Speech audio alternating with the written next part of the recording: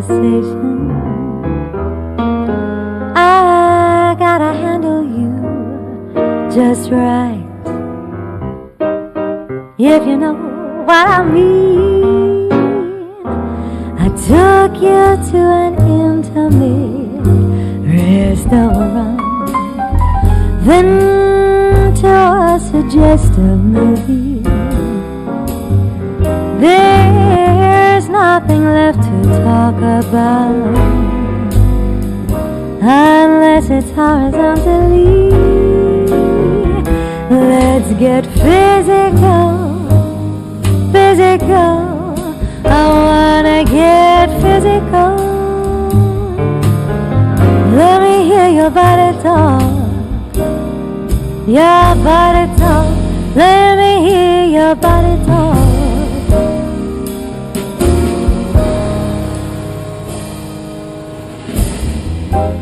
I've been patient, I've been good. Try to keep my hands on the table. It's getting hard, just holding back. If you know what I mean, I'm sure you'll understand my point of view. We know each other mentally. You gotta know that you're bringing out the animal in me. Let's get physical, physical. I wanna get physical. Let's get into physical. Let me hear your body talk, your body talk. Let me hear your body talk. Let's get animal. I wanna get animal. Let's get into animal. Let me hear your body talk, your body talk. Let me hear your body talk.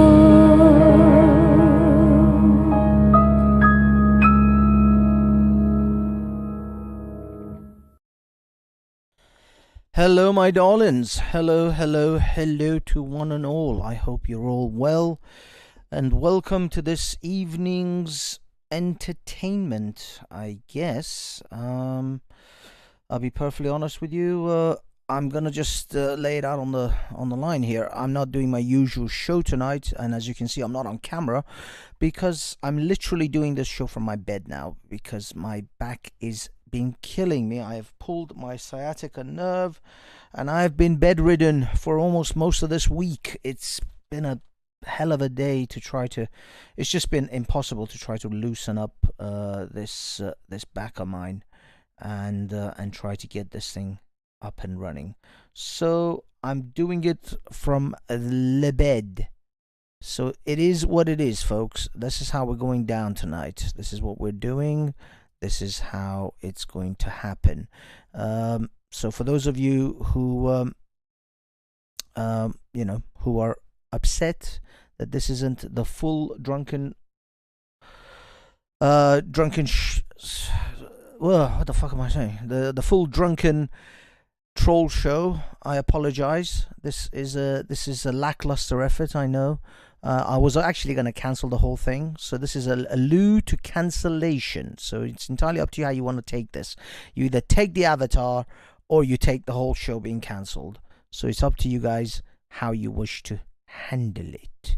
But for now, this is how we're rolling. We're just gonna rock and roll with the show as it is. And what you heard just now was the sorceress and the seductive sound of Femme Belling, a lady known as Femme Belling, and her band. They are awesome. FEMBELLING. I will promote this lady till the end of time because they make some awesome jazz covers of very famous songs. And yet they're not as promoted as they should be. Well, as you guys can see, I have started the evening I actually put this as my as the image of the show, so you guys know what you should be expecting on this evening's show. This show is going to be largely about Mr. Hijab, Mohammed Hijab. Oh, sorry. Let me switch this back because I want to give you guys a little show of Mohammed Hijab in all his glory, and mostly his titties. I'm going to show you Mohammed Hijab in the titties. Whoops, not that one. Should have prepared this a little bit better, though, I have to say. Yeah, we're going to be talking about titties. Now, specifically not him and his titties, but actually Mohammed Hijab and his debate against Ayaan Hirsi Ali, which took place on what's it called? On Michaela Peterson's podcast. There's Michaela Peterson. She's not exactly hard on the eyes, let's say. Classic blonde bombshell. Yeah, I think Jordan Peterson did all right on that one. Came up trumps with that daughter. Although she seems to have had, she looks incredibly, beautiful and blonde and all that stuff. Bombshell blonde. She seems to have tremendous amount of physical deficiencies. I mean, the woman was suffering from arthritis. She's had a hip replacement by the age of 18 or 19. It's ridiculous shit. I mean, this woman's going to fall apart by the time she's 40. She's I think in her 30s or late 20s, something like that. It's crazy how much stuff she's been through, and it seems that eating only beef with steak with a bit of salt is the only thing she can stomach these days without her symptoms coming back, and having all sorts of depression, chronic depression, and rheumatism, arthritis, and joint problems, and crazy stuff. Her life has been insane for someone who you would think in this image is a perfectly healthy looking individual. Certainly far more healthy looking than me, and my life hasn't been riddled with arthritis and all sorts of other crap. Although I've got joint issues, and that's mostly because of sports, because I've torn so many ligaments playing football. But anyway, less about that, more about this conversation that we're to have.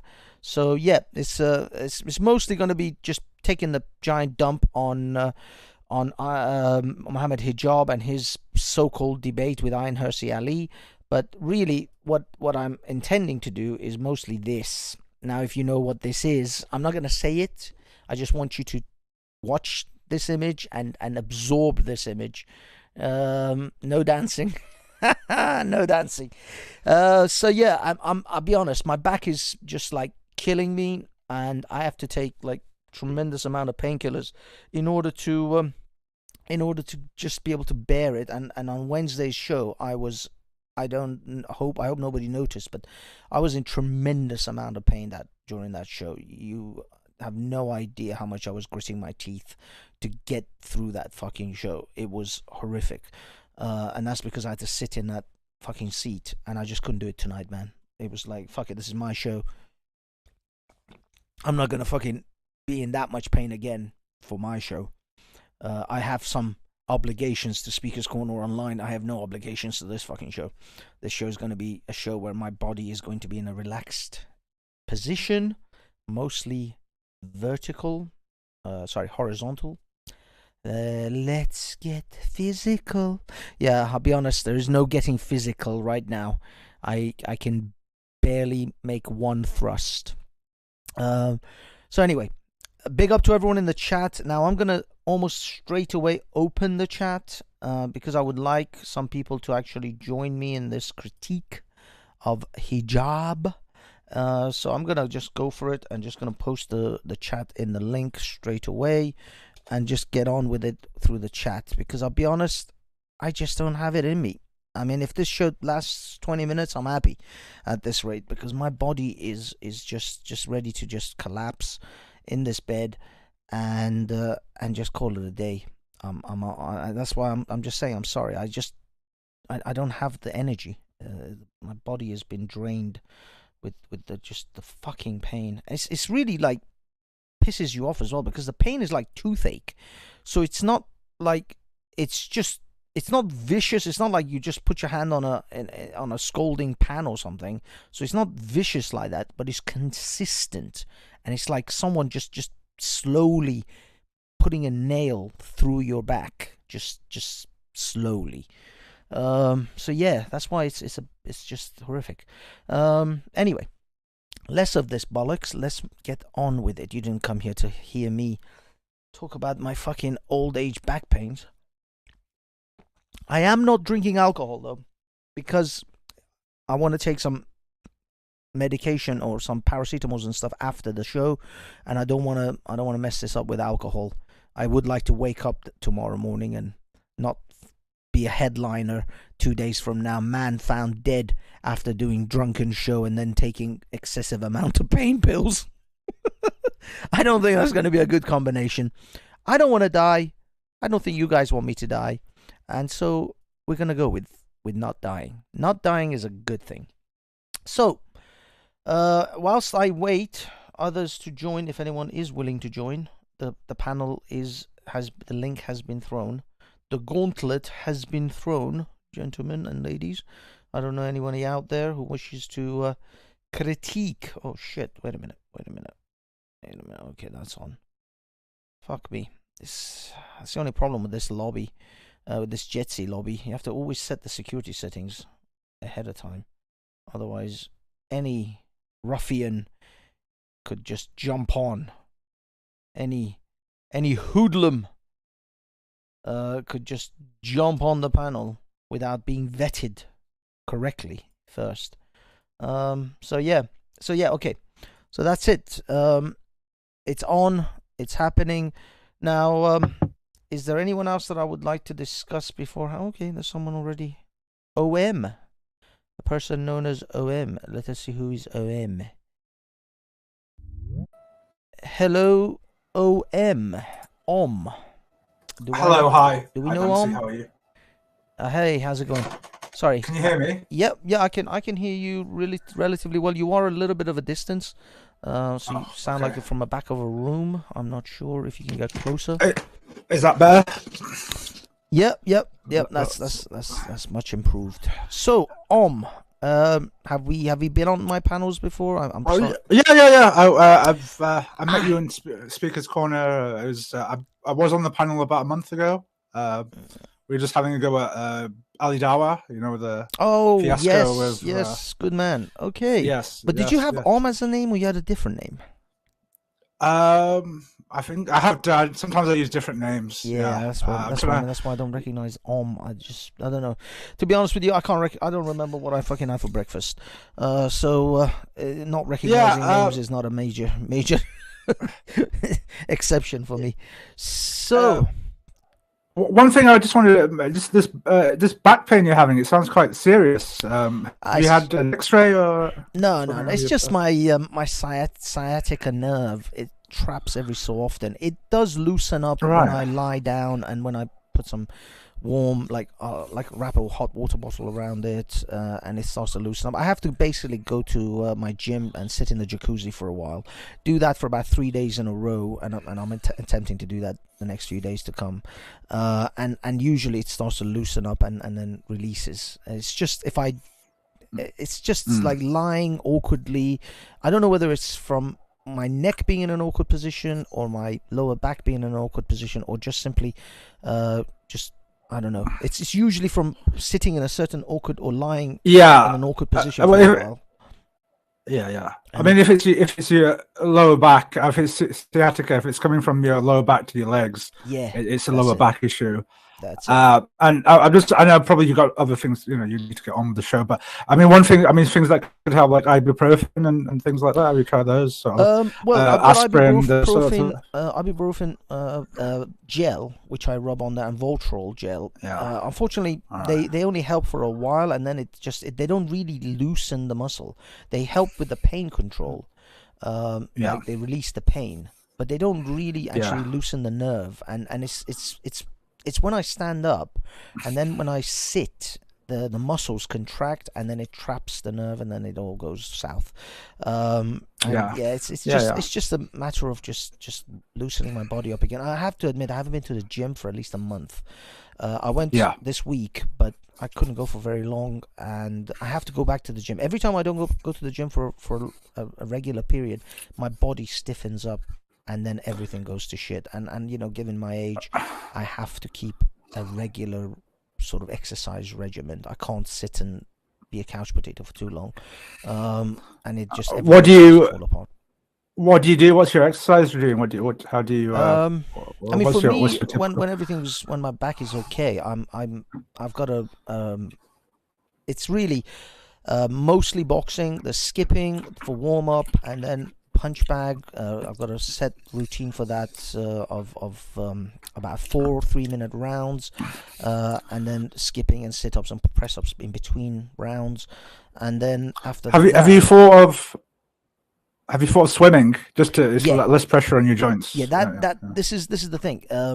When my back is good, and you know, when I'm in a good shape, I do the boxing thing because I just like the boxing part of it. But swimming is always after when I finish, and I go swim and jacuzzi sauna, and then go home. And that usually is because I use the swimming pool as my cool down sort of regime, to get my body cooled down properly and relaxed and stretched out and everything. But now, because I can't do the boxing, I just go straight to the pool and just move around in the pool a little bit, get my sort of lower body moving, and then I just sit in the jacuzzi with the pressure jets. Just almost, you know, it's just like a pressure massage on my lower back area. Usually I do that for 2-3 days, and then things start to loosen up again. Okay. I just have to do it. I just been lazy this week. I didn't have time. I went once. I got to go tomorrow. I got to go Sunday, and I think by Monday I should be back in form. But unfortunately, you know, it's old age. It's body. You know, I just got to exercise regularly. If I stop exercising, it messes up everything. Anyway. But you shouldn't. You also shouldn't be in pain as well. I mean, and I think it's good you've got a plan. It's just there are medication. I don't know how you feel about being on drugs, but even basic drugs, like aspirin and ibuprofen, they're good for nerve type pains, and they don't knock you out. Obviously, they can make you have a bit of indigestion, of course, but maybe try and take them orally. Maybe consider doing that because you shouldn't be suffering. Like, I know you got a plan to exercise and so on, but the way you just described, you were in agony the other day. I mean, now I'm okay because I'm lying down, almost lying down. I've got a little bit of elevation, but on Wednesday was a absolute giant bitch. And most of the week, I mean, I'm lucky right now I can work from home, so I don't have to go into an office and sit in an office chair. If I had to do that this week, I would literally have to take sick days off this week because it would have killed me, or I would have had to take so much like codeine and shit like that. And actually, I did take codeine. I think I was on a Tuesday or Wednesday. No, it was a Wednesday. It was Tuesday. Sorry, I was on codeine, and I passed out in the middle of a meeting. I mean, it was a Zoom meeting, but I literally passed out, and people were like, "Yo, you there? Hello?" I'm like, "Whoa, where? How?" What strength for codeine were you taking? It's prescribed because I actually when I had my motorcycle accident, the doctors prescribed this to me for pain relief at the time. I didn't take all of it because I don't like you said, I don't like taking medicines and paracetamols. So I took some at the time when it was the most painful, but once the pain subsided a little bit, I stopped taking it. So I still had a bunch left. So I decided to take one on Tuesday. But yeah, that's the problem. These heavy painkillers, they make you a zombie. You just become like a mental zombie. You can't think. You're slurring your words. It's like being does it cause you? I mean, it causes horrible. I know people who take it. It causes like horrible constipation. I don't know if it happens to you. But yeah, some people they have to go on laxatives as well. And you know, it's got codeine's got a little bit of morphine in it, so yeah, it's not surprising. It's knocking.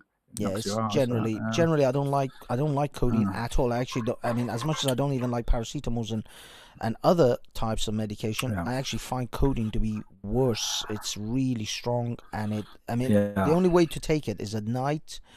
Take it and then go to sleep. because you'll Yeah, pass yeah. out. It's really too. It's just too strong.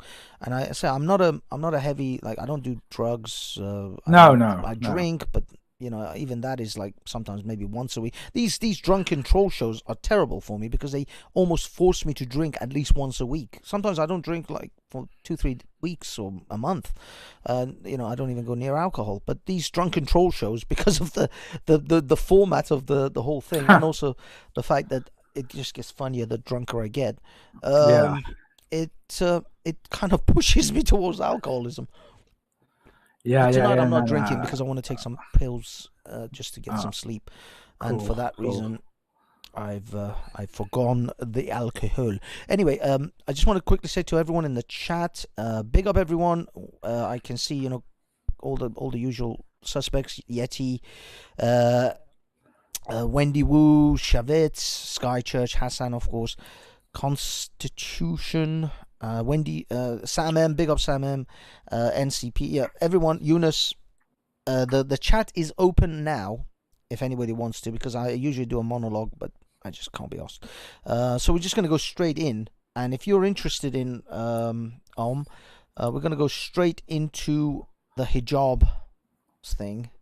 I'll just quickly. I found it so difficult to watch. I watched bits of it, but I just found it completely horrible, to be honest. I just can't tolerate hijab anymore. And I don't know what they were playing. I mean, I'll let you play the video, but as if what kind of what sort of expectation were they going to get from non-Muslims? I don't know. I haven't heard what the comments have been from non-Muslims, but do you really think this guy who's just like goes off on a rant on this woman is going to actually bring any sort of favor from non-Muslims? I just don't see how that would ever work. It just looks. I don't know what you. I mean, I'll let you play it, but it just. That's actually my take. Exactly the same with hijab's antics. Not just this, but like his shirtless antics at the Uyghur meeting. I think you've seen that one, I believe. Yes. The Uyghur sort of drama. The protests. His striptease, his striptease act. I'm gonna share that screen so you guys can hold on. Let me move some things around. So there's a major issue with sharing your screen these days. You end up so many people have doxed themselves by having all sorts of things open on their screen share. So I'm just moving my shit around just to make sure that my screen share has just got hijab and a couple of other bits that doesn't really matter. But yeah, I'm okay, here we are. Let me see. Is it coming? Is it gonna do it? What's it doing? Can you see my screen? I can see your avatar. Your card avatar. Yes. No. It should be the old screen of Rooney. Enter screen share. Why is it not sharing the screen? It's not sharing. It's not sharing the screen with you guys. Let me see. Anything? No, I'm afraid not. Oh, wait a minute. Hold on. How about now? No, I'm sorry. No, it's you just. Still can't see my screen. I can see your avatar with F Islam thing on. But, no. I'm talking about in the. Oh, with the hijab. Oh, yeah. Sorry, I've switched. Yeah. Yes, I can see the hijab. Yeah. Sorry, I got that. Okay. So you can see hijab. Let me see if I can switch. Yep. Yeah, you can see all the. Yeah. There we go. This is an Enigma code that I posted here for people to decipher. It's such a cryptic message I'm sending out to the world. The thing is, the reason I did this was because on my I think it was the last week's stream, the Drunken Troll stream, I couldn't find any images, thumbnails at the end of the stream. So I just found one that said, I don't know if you've ever seen Atheism is Unstoppable. He had some girl write F Islam on their butt cheeks. I think I have seen that. Yeah, yes. If you Google it, you'll find it straight away. Now I just found that online, and I just stuck it as my avatar, just like sod it. I just need something. As a thumbnail, I just wanted something that attracts attention. YouTube I get blocked it. I get it. YouTube took it off as being reported as being sexually offensive, or just like breaking their sexually offensive code. So I was like, you sons of bitches, it's just a pair of butt cheeks. I've seen people on YouTube do 10 times worse things than that. There are literally e-thoughts who are sticking out their tits on YouTube. And you took off a picture of a girl in a G-string effectively. I said, okay, fine, you don't want that. I will still make a fucking thumbnail that's still going to be offensive, because I know it's the Muslims that reported that shit in. I know it's the Muslims. Yeah. So I was gonna say you probably got Ali Dawa or Mohammed Hijab or one of the gang Dawa guys their as fan a club. subscribe. Yes. Exactly. Their fan club reported Yeah, because it was F Islam. So I was like, okay, let's see YouTube. I'm gonna do this. Let's see how far you get with this. So that's what I did. And of course, very clever. The peach is technically the emoji for the rear end, for the buttocks. Yes. So that's why I did that, so just to see if YouTube's still gonna F with me. They didn't though, because I guess they can't really, because it's something they can't really mess around with. Okay, I'm just gonna start the little intro of this, and then we'll discuss further. This is the intro to the Michaela Peterson's debate with, she's the host of the debate between Ayaan Hirsi Ali and Mohammed Hijab. Now, I'll be honest, the format, I'll first do the intro and then we'll talk about the format, because the format to me is ridiculous. But let's do the quick intro. Is Islam innately misogynistic? The answer to that, unfortunately, is a clear-cut yes. If someone wants to quote aspects of the Islamic discourse, aspects of the Islamic I don't think we can hear jurisprudential tradition. You can't hear it. Oh, no, I can't hear it. I can't hear. Okay, let me see if I might not be sharing, because unfortunately I think the audience can. Let me just play again. And juxtapose. Yeah, the audience can hear it, but it's just my sharing of this in this particular thing. Let me see if I can do it again. So hopefully this time you will also be able to hear it. Toggle. Da-da-dum, da-da-dum.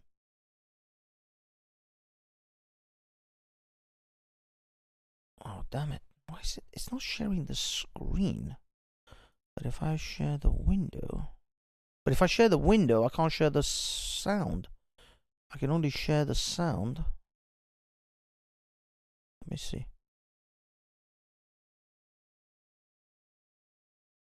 Okay. You can see it, I take it. Yeah.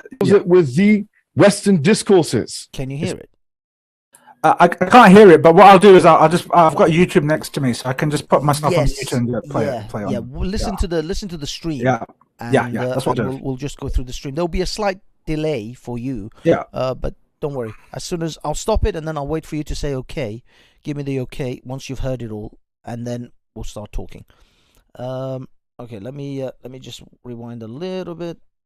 Mohammed Hijab and his antics. Is Islam innately misogynistic? The answer to that, unfortunately, is a clear-cut yes.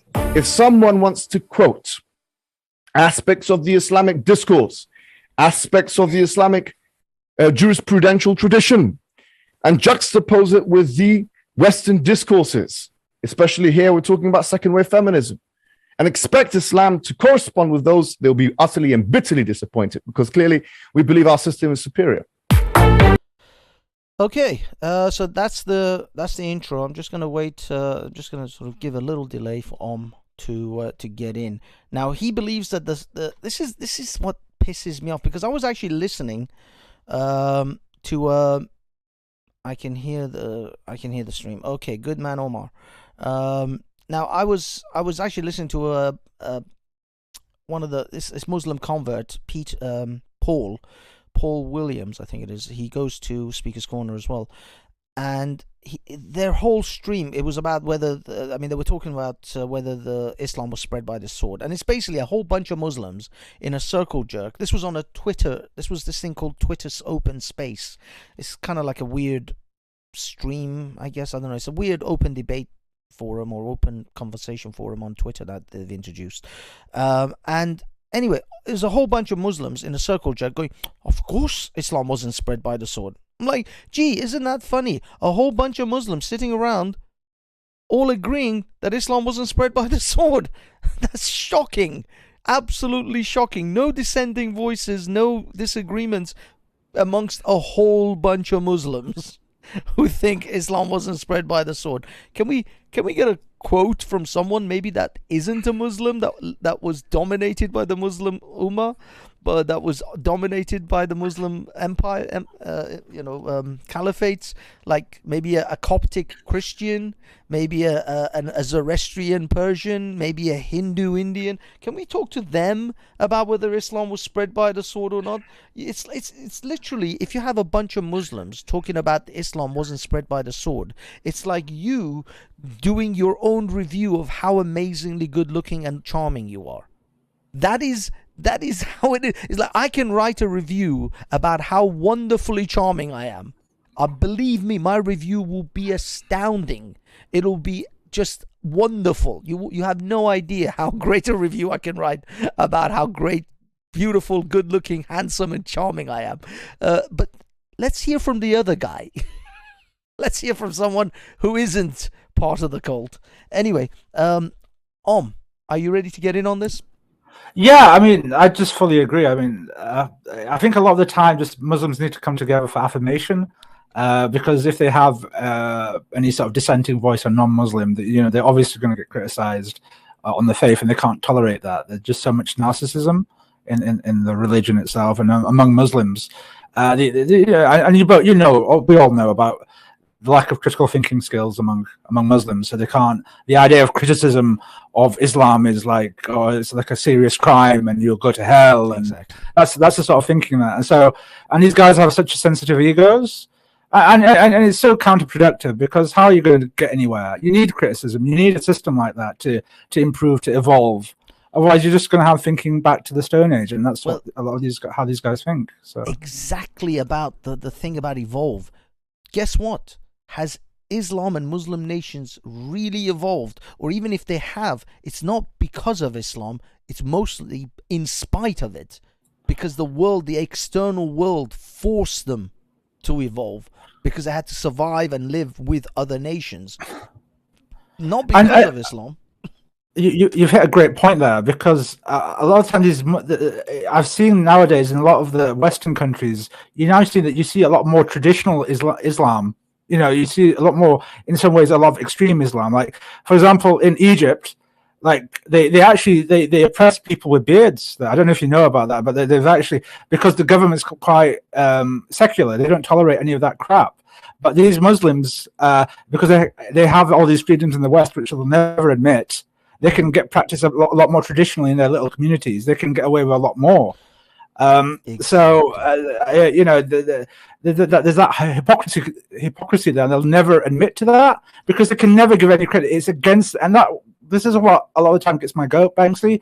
They can never give any credit to the West, which gives them so much freedom, because it's haram to give a kafir any credit. And this is the irony, that every one of those Muslims that was talking on that podcast or on that broadcast, as well as Mohammed Hijab himself here, he literally said our system is superior, yet this Egyptian man still lives in Britain and has never expressed one iota, one moment of I want to go back to Egypt because I want to live under the superior Muslim tradition, right? You want to live under who would want to live under an inferior system of living?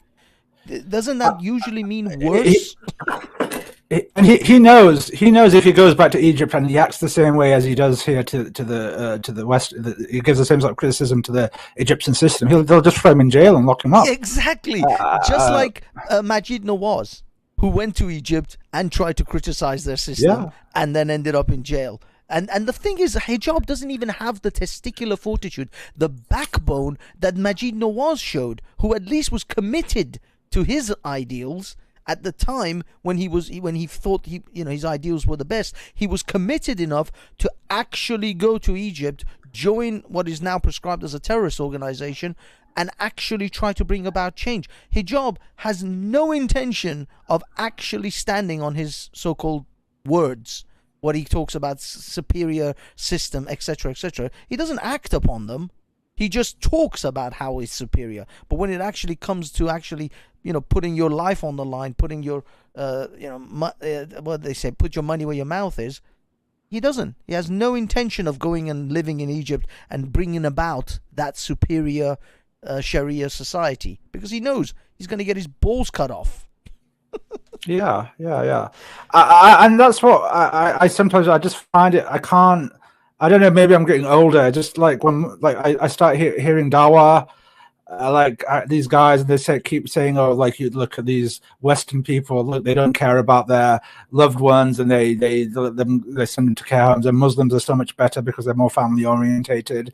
I just this like maybe there's some small aspects are logical, but it just a lot of the time it's just criticism upon criticism upon criticism with no sort of credit, nothing. Like, okay, what about all the benefits of the good things that the West has brought? What about the technology? What about the freedom of ideas? What about the fact that you're allowed to talk and preach these negativities?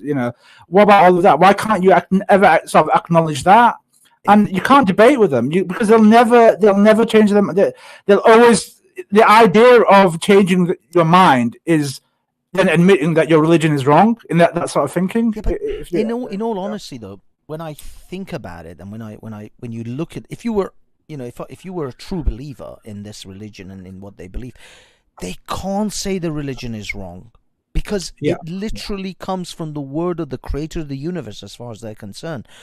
And so, if they criticize one tiny portion of it, then the whole, house of cards falls apart. Yeah, exactly. And you can see sometimes in these Dawa debates that when you do get at them, like, they get angry because they know, okay, they can't. Like, for example, if you point out, a lot of the time the marriage between Aisha and Mohammed that gets brought about, and Muslims get really annoyed because they can't come up with an effective counter to that. And you can then see them getting really annoyed because they're trying to think of a way, and then they can't come up with an excuse, and they get really pissed off and angry. And well, it's like their brain is trying to hear them, the cogs trying to get through and trying to make up something to get out of that argument. It is funny to watch, but it's also, over time, it just gets boring and frustrating. I used to enjoy watching the Dawa debates because you just want to see, like, the Muslim, okay, how do they, get away with the logic? How can they? And they just, but then in the end, what they do is they just make excuses, or they make lies up, or they get angry. And I don't know about you, but watching it year upon year, it just gets boring now. It just yeah. I mean, this is actually it's funny how you brought this point up.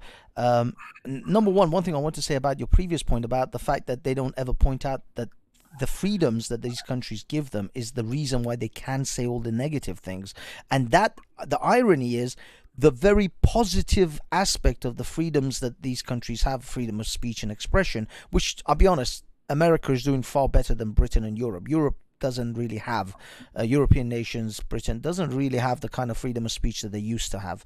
They claim they still do. It's nonsense. They really don't. But when it comes to hijab and his rhetoric, they still allow him to get away with his crap. And the irony is that he is using the very cornerstone that built these societies, which is freedom of speech and freedom of expression, to say all the negative things he says about these nations. Yeah. And he doesn't realize that in the god-awful nightmare countries that Islam dominates, or Muslim majority nations, they don't have those freedoms.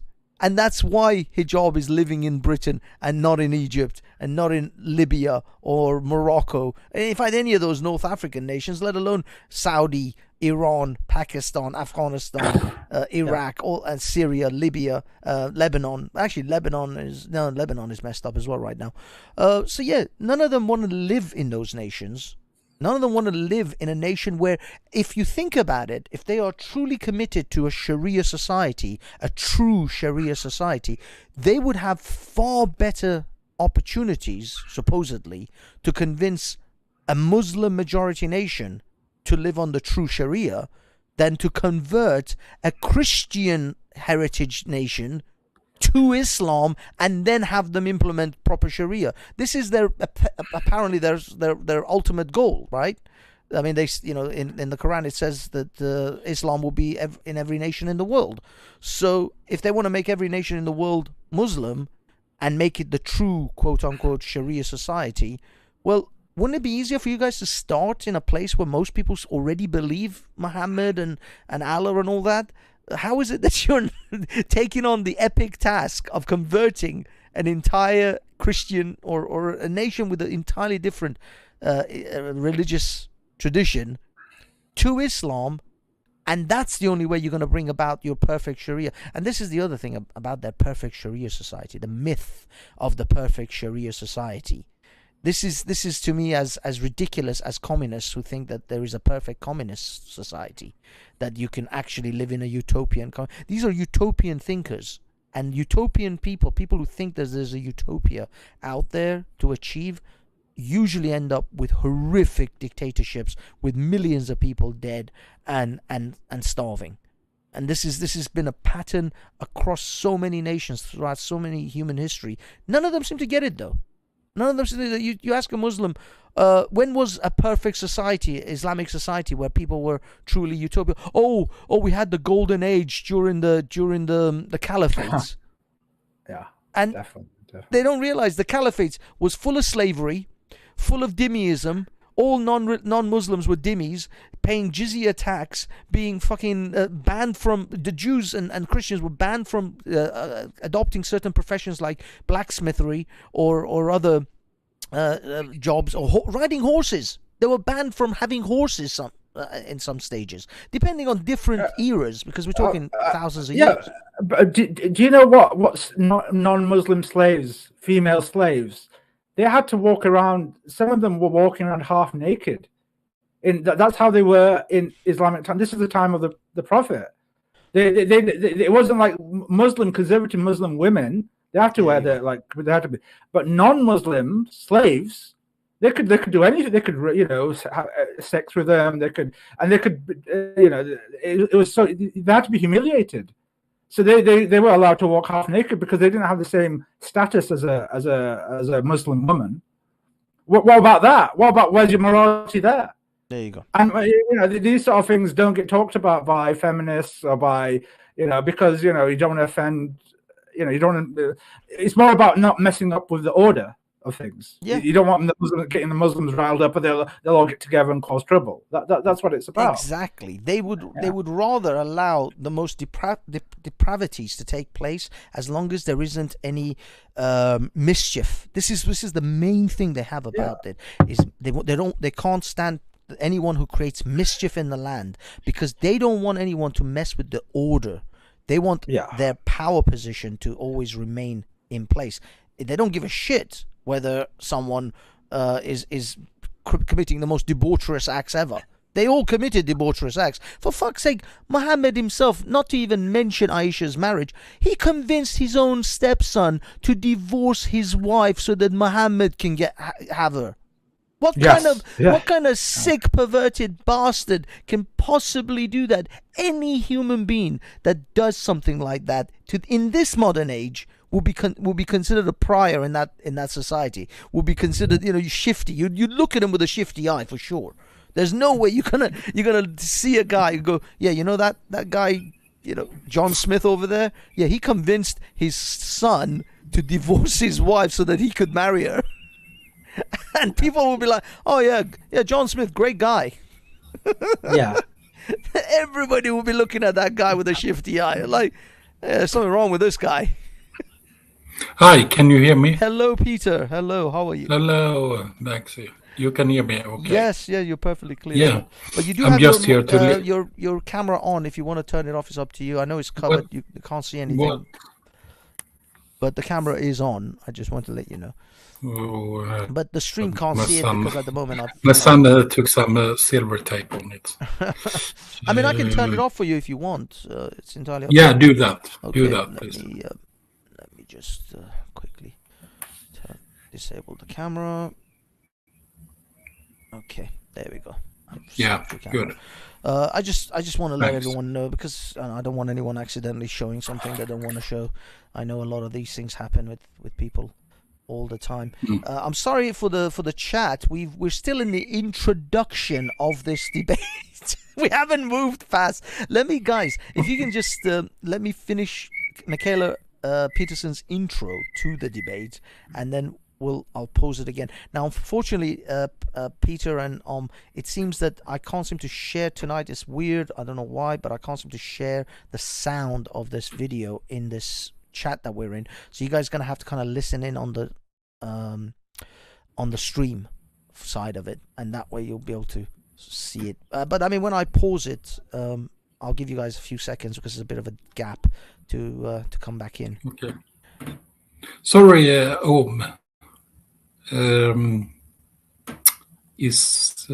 never heard about you before. Or yeah, said he came on a few weeks ago. But I've come on now and then. I tend to like to listen and watch. So. Yeah. Me too. Of religion, and I had the pleasure of speaking to Ayaan Hirsi Ali, an author, scholar, and former politician, best known for her activism against women's treatment in Islam. And, I'm incredibly honored to be able to host these kind of conversations and to be able to speak to two sides of contentious subjects. I'm never happy when one side goes after the other side and attacks them personally rather than attacking their ideas. I left this opposing views kind of freaked out and fairly aggravated, to be honest, but I haven't edited anything because I think it's best to show what and how everyone said things, regardless of how uncomfortable it was. If you enjoy this content or learn something, please consider subscribing. Okay, that's just her shilling her show. I think there's even like an advert here. Anyway, so here we are with now the formats. Now this is something I would like you guys to sort of. I don't know if Peter, you've seen this Mohammed Hijab, Ayaan Hirsi Ali's review before. This debate. Have you? I'm guessing you probably haven't seen it. No. That's fine. What happened was the format was like this. It was supposed to be a debate, but how it ended up being was actually Ayaan Hirsi Ali being interviewed and asked a series of questions by Michaela Peterson, the blonde lady, and she would answer those questions, and then in a separate time, Michaela Peterson would then would interview Mohammed Hijab and ask the same questions to Mohammed Hijab, and she would then record his answers, and then they would in post-production edit these two answering the questions separately. But these two people never actually talked to each other in that same debate effectively. So I'm not sure if you can even call it a debate when the two debaters are not even able to talk to each other. But the blonde woman, who is she? Oh, okay. Michaela Peterson is Jordan Peterson's daughter. Do you know who Jordan Peterson is? Yeah, of course. Yeah, she's Jordan Peterson's daughter, and she started podcasting. Biased or something? Well, she tries not to be, and I'll be honest, I don't think she wasn't really. You can't honestly say she was in any way biased, because all she did was ask a list of questions, which she asked both individuals, Ayaan Hirsi and Mohammed, and just simply post their answers to those questions. I think she was trying her best to be unbiased, but she was actually very frustrated with Mohammed Hijab. Yes, you'll hear that later on. Yeah, that's because Mohammed Hijab kept personally attacking Ayaan Hirsi Ali, and how could Mohammed get so famous? I have no idea. Okay, I mean, he's a bit smart. He read and so on, but there must be someone else than I am. Sorry, I just my take on that is because he's a big alpha male character, and in Islam, those sort of figures are to be admired. And he's very extroverted, but I think personally, Mohammed Hijab he's probably gone through depression. From I've watched him over the years. So he himself has issues, but there's a lot of young Muslims who are also, they don't have any role models, and they're not told their only role models can be Muslims. And there's this big, huge alpha male who's going after these haters of Islam. He's bringing them down, and he's like insulting them and swearing at them. And so that they just love all of that. It's like a wrestling show in a way. Yeah, I thought about that sometimes when because my upbringing was not very good, and things happened. I had a good mom though, so sometimes I'm wondering if someone could lure me, like they are very good, this Dava men. But if I was like 20 years old and I could join some of their sects and be a Salafi. I heard, but I heard a lot of people doing that. So yeah. You really want to join a cult like that? I mean, do you know? No, I don't. No, I don't want to. But if you're like, if you're in, it's often like you're in trouble when you're young. You do things, you do bad things happen, and then the so-called God come and they fix everything. You're in the brotherhood. You go to the mosque and so on. I think it's easy to No, that's like in prison also. Okay, let me then try to more of this or intro on this debate, and then the problem is you guys can't. I mean, you can hear it, right? And Peter, are you able to see the stream and hear it as well? Yeah, I play the stream separately, so I can hear it. Yeah, good man. I don't know if Peter is, because I don't know if Peter's using his mobile phone for this. No, computer. Oh, you are. Oh, fantastic. In that case, just open another tab, open my stream, and then we can hear the next segment. It's going to be about a 5-10 second delay though, so I'll just wait. Thank you very much for joining me on my podcast. Michaela, thank you very much for having me. We've been trying to do this for a long time. I'm glad that we're finally doing it. I'm so glad. This is going to be very, very interesting. So I'm happy about it. I hope so. Yeah. Okay. Let's get started. So we're doing a podcast on Islam today, and I have a number of questions. So I'm just going to get right into it.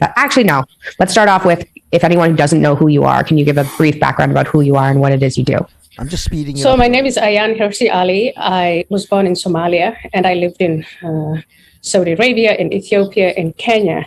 And when I was 22 years old, I went to the Netherlands. And I think I'm famous or infamous for leaving Islam and having lived in these African and Middle Eastern countries after I arrived in the Netherlands, having made a journey that's not just geographical, not just physical, but intellectual. And so when I got acquainted with the norms and values of the West, such as freedom, equality, the rule of law, women's rights, I thought that those values and those principles were superior to the ones that I was raised in. I was raised within the culture of Islam and in a tribal society. And so I would say in a nutshell, that's my story. Okay, great. Okay, so I'm going to start off with what was your experience, and this is kind of a broad question, but what was your experience with Islam like? Well, in the early years, before I was 20 years old, I would say it was mundane. We were not extremely religious. We identified ourselves as Muslims, prayed 5 times a day when we could and all that. But we didn't really have the fundamentalist fanatical strains that we see later.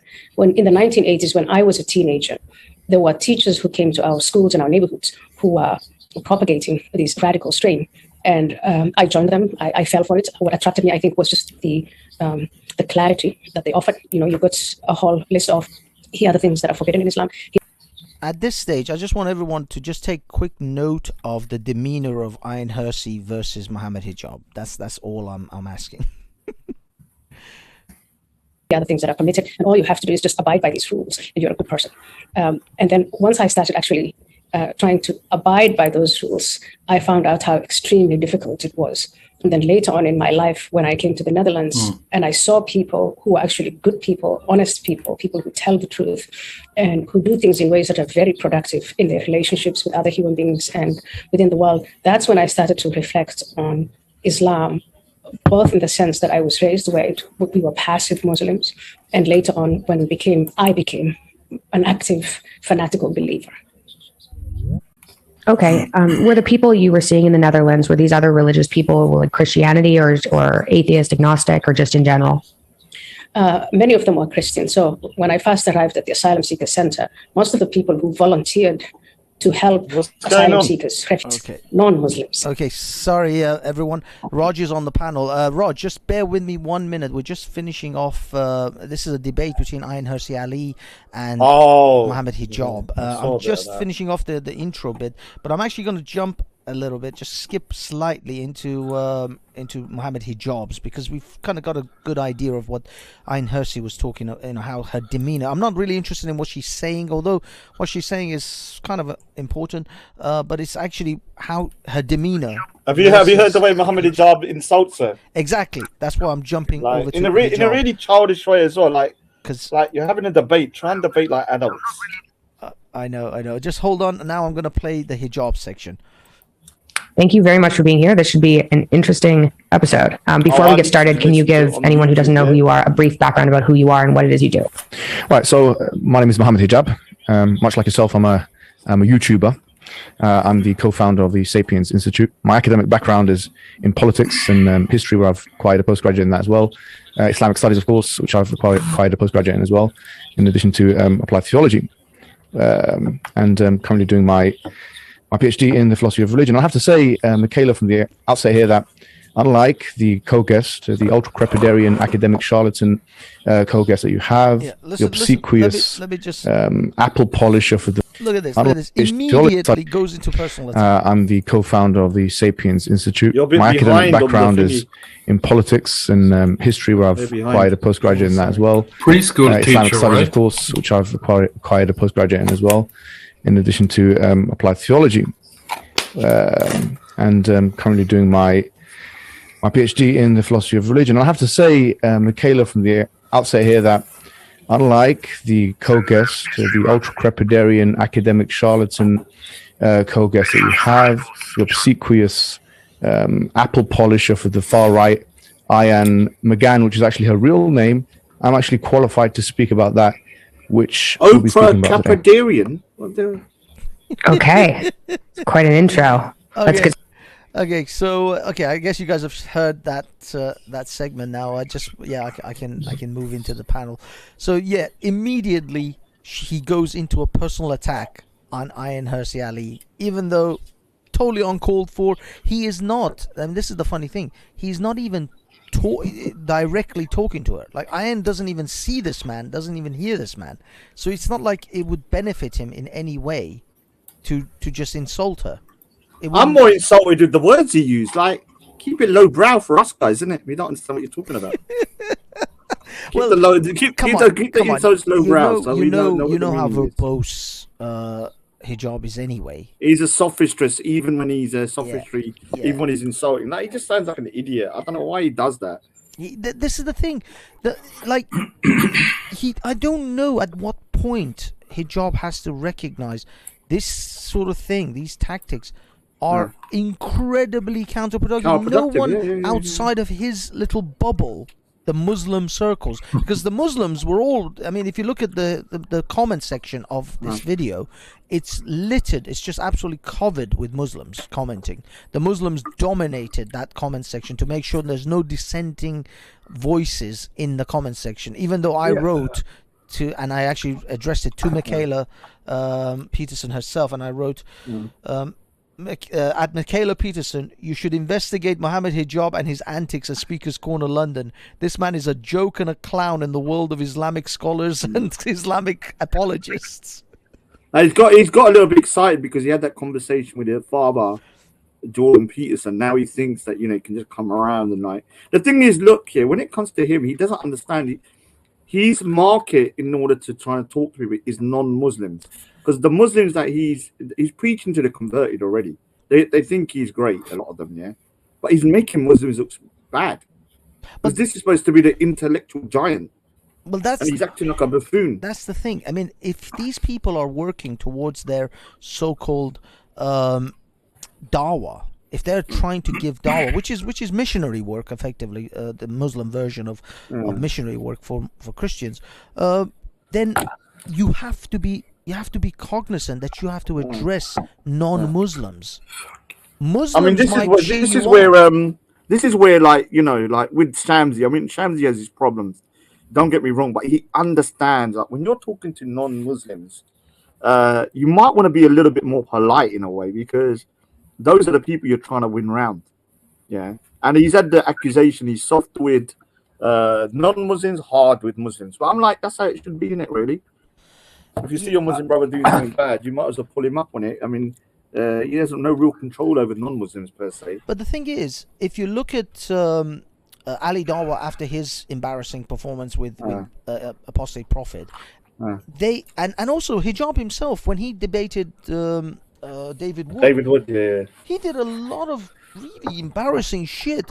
They are never ever apologetic, or never. I mean, I'm not even saying be apologetic in front of kafirs. You know, okay, forget us kafirs. We're gonna hate you regardless, I guess. But be at least self-reflective, and have enough self-reflection to go, okay, next time I'm gonna, you know, correct those issues or mistakes that I made in the previous debate.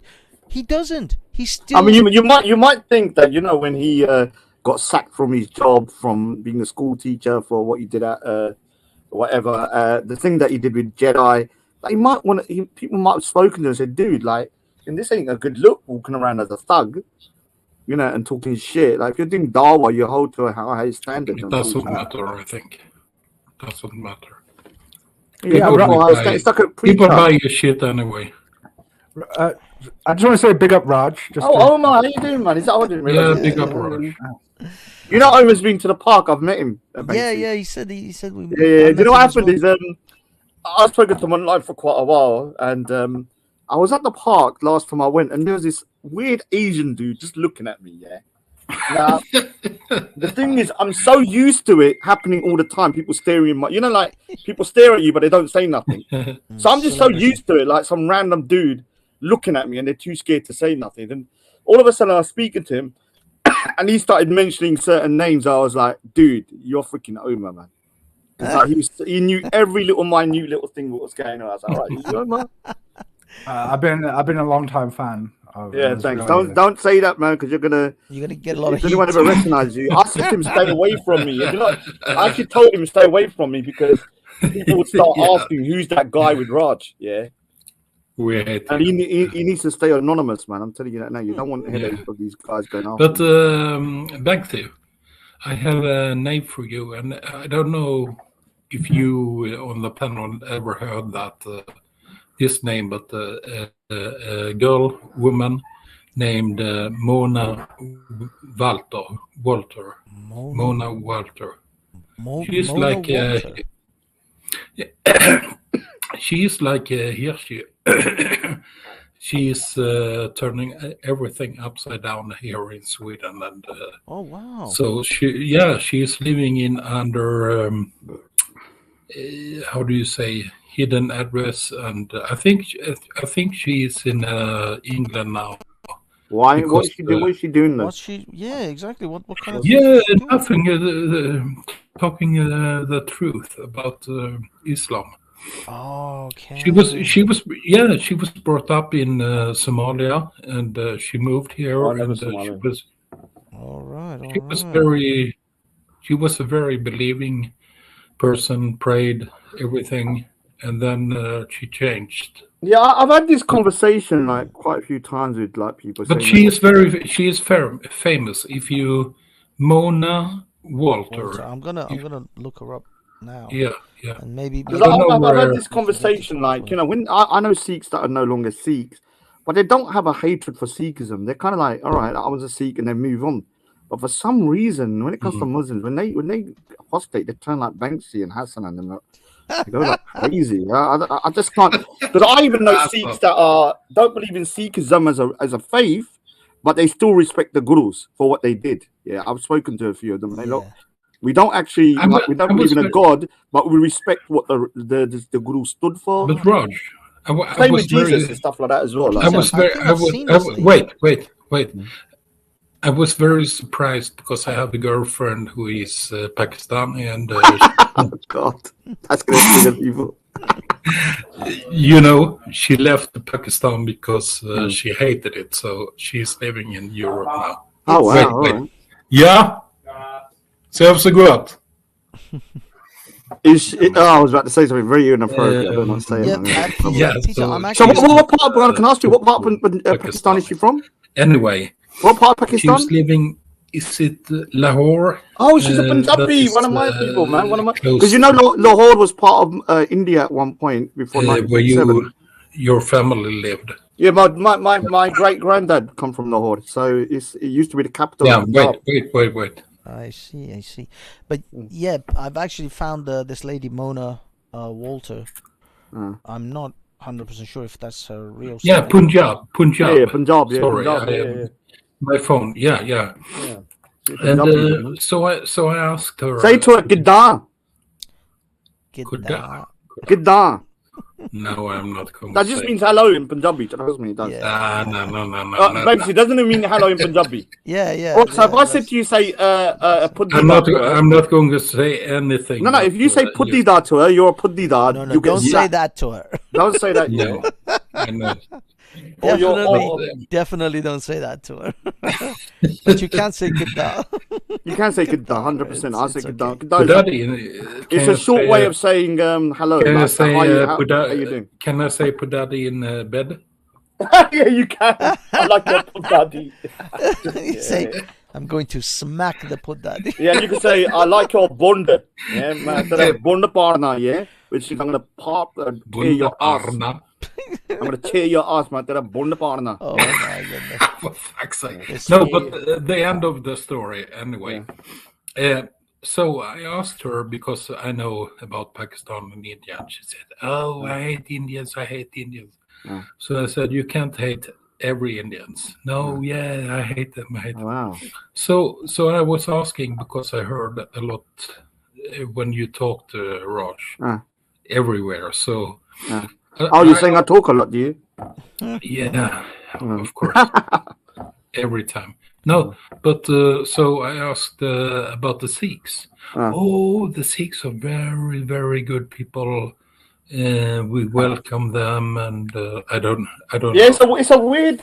Even I find it quite strange, because the Pakistanis have a weird. I think the difference is that they kind of can relate to the Sikhs a bit more, because we lived side by side for, obviously even before they were Muslim. She was probably a Hindu before my people were thinking. So there's a weird relationship, and also the Sikhs are not kind of pacifists, and so neither are Muslims. Like Hindus seem to be a bit more wishy-washy. So I don't think Pakistanis respect that kind of thing. It was with Sikhs, we don't take no shit. So they kind of have a begrudging respect with Sikhs. And then we got a lot of religious places in Pakistan, because it used to be part of India before. Yeah, big up to say man. Yeah. But it was strange for me to hear that, because I thought they hate. No, you have to understand.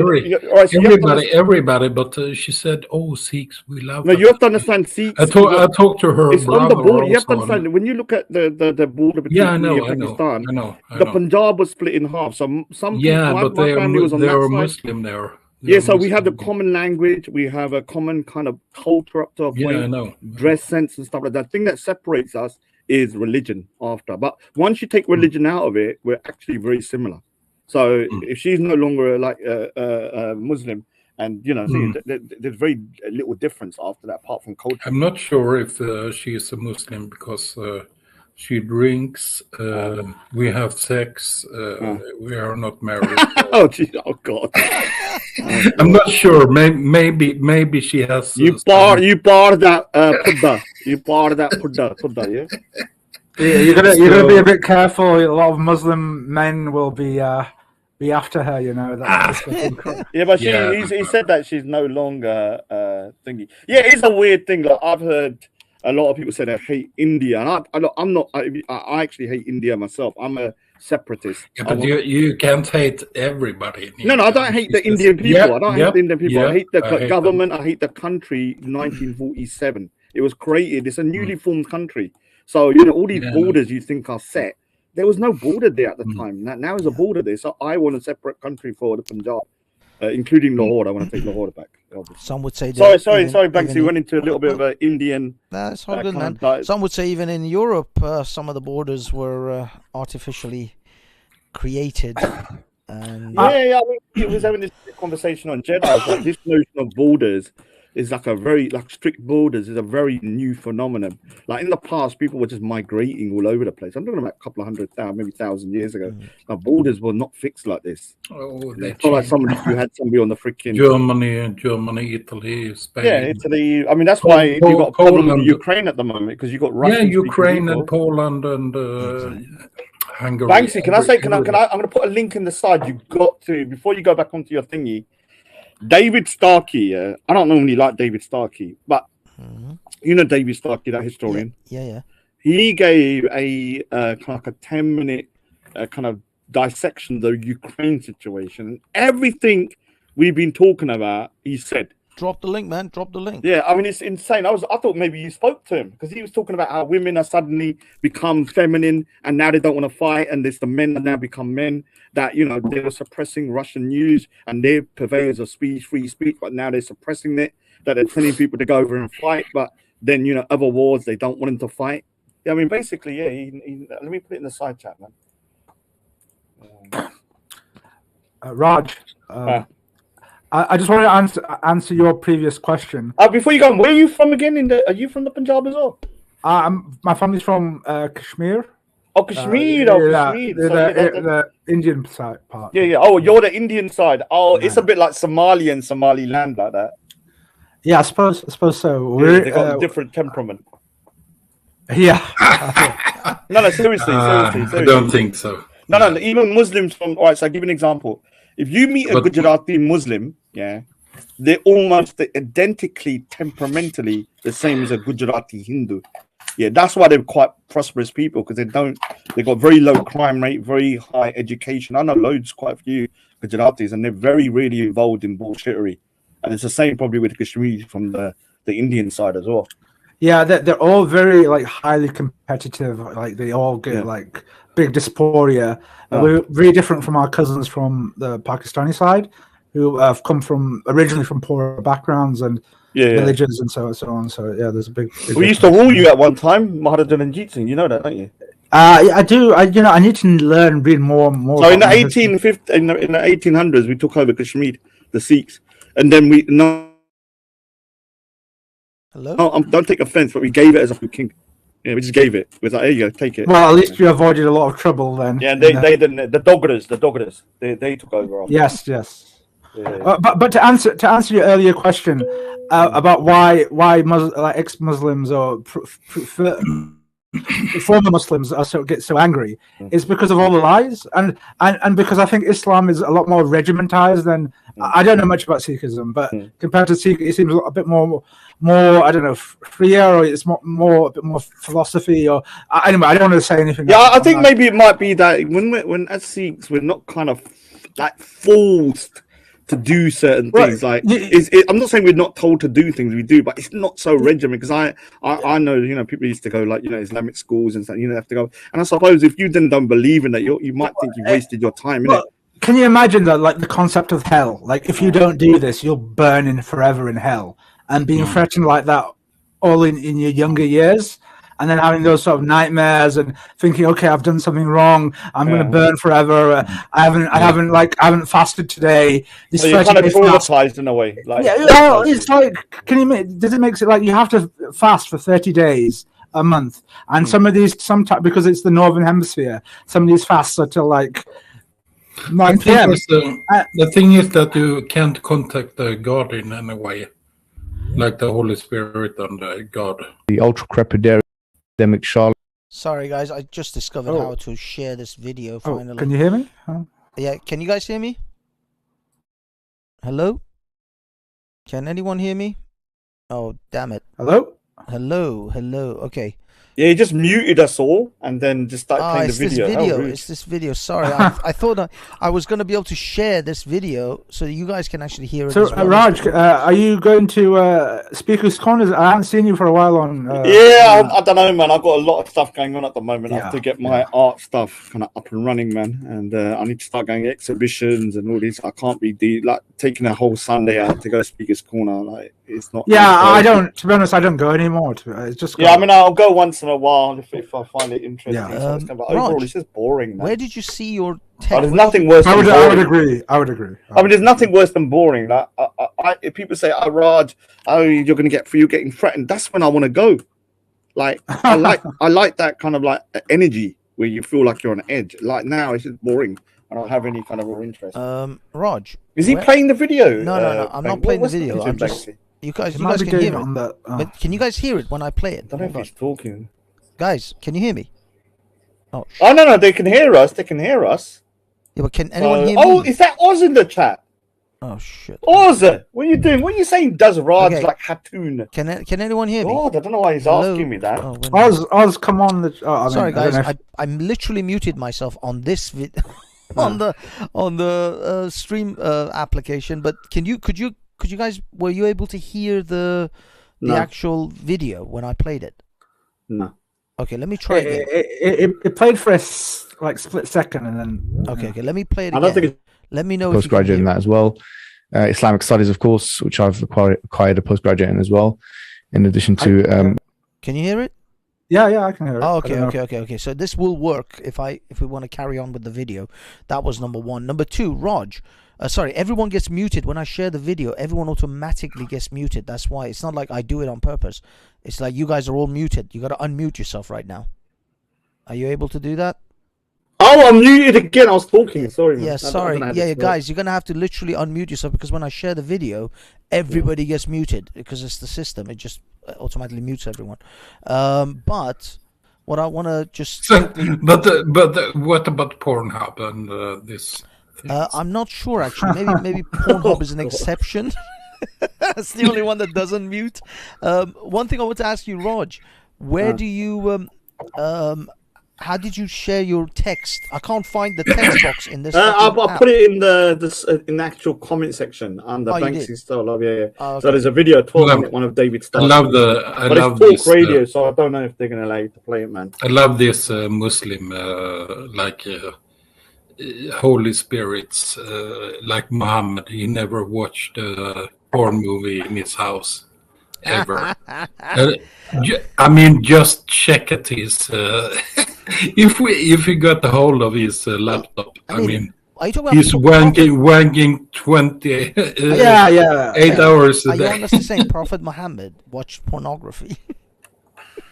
Yeah, he was. I'm not crazy. Sure I mean, what were we talking about? Tapestry here? Are we talking about mosaics, porn? He's talking about Mohammed Hijab. Mohammed Hijab. Oh, I see. Oh, hijab. Hijab, yeah. Yeah, hijab. Everybody. I thought you actually. The one I heard about that are very learned and sheikhs, and I knew a friend in Egypt. They used to, because he was a computer thing, and they used to fix. He used to fix their computers, and they were so much full of porn. So everything. It's normally the ones that protest too much that normally thou protest more freaky, like dress up as a bunny and get effed in the eye. Yeah, but your link is dead. Your link doesn't work, by the way. Oh, is it dead? Yeah, oh God! They said they removed the video now. It says it's. Is it such a surprise that they're so sexually, because Muslims aren't supposed to masturbate, so they get really sexually repressed and then they just explode. That's what happens. So they have to watch. Right, so let me put it in the side. Is there a side chat on here? But no, it's not that. It's not that we can't. It's the link. It works. It works on my one. David, type in Dr. David Starkey. I don't think Putin is mad. He has different values. Oh, interesting. Because I clicked the link and it says. Yeah, so just talking. If you type in David Starkey, it'll be the first video available on the kind of thing. I think. Starkey. I wonder if you're allowed to masturbate if you're a Christian, because I'm a Christian and I masturbate. No religion. No. I don't think no religion thinks that masturbation is good because you're wasting the seed, aren't you? They believe in procreation. Fuck. Yeah. Why don't you eat the seed so you still go you know? Like, oh, I did so much to consume the seed, so you know you're not wasting it. Right. Then you kill the kind of you kill the two birds with one stone. David Starkey. Yeah. How is it I can't seem to find this? It's the one with Talk Radio. Or just go to Talk Radio March the 7th. Starks is someone in. Dr. David Starkey talks on Ukraine history and his career. Is that it? No, I don't think Putin is mad. He has different values. No, that's GB News. You said Talk Radio, right? Oh, it's Talk Radio. Yeah. Talk Radio. Can I tell you something?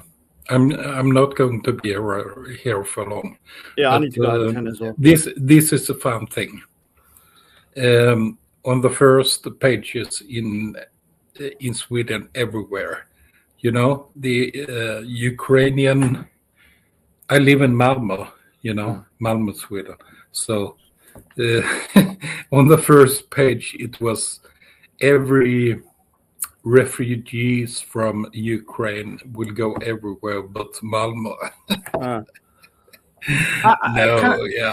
Can I ask you, are they no-go? I mean, it's a bad town, but are there no-go zones there? They got it from.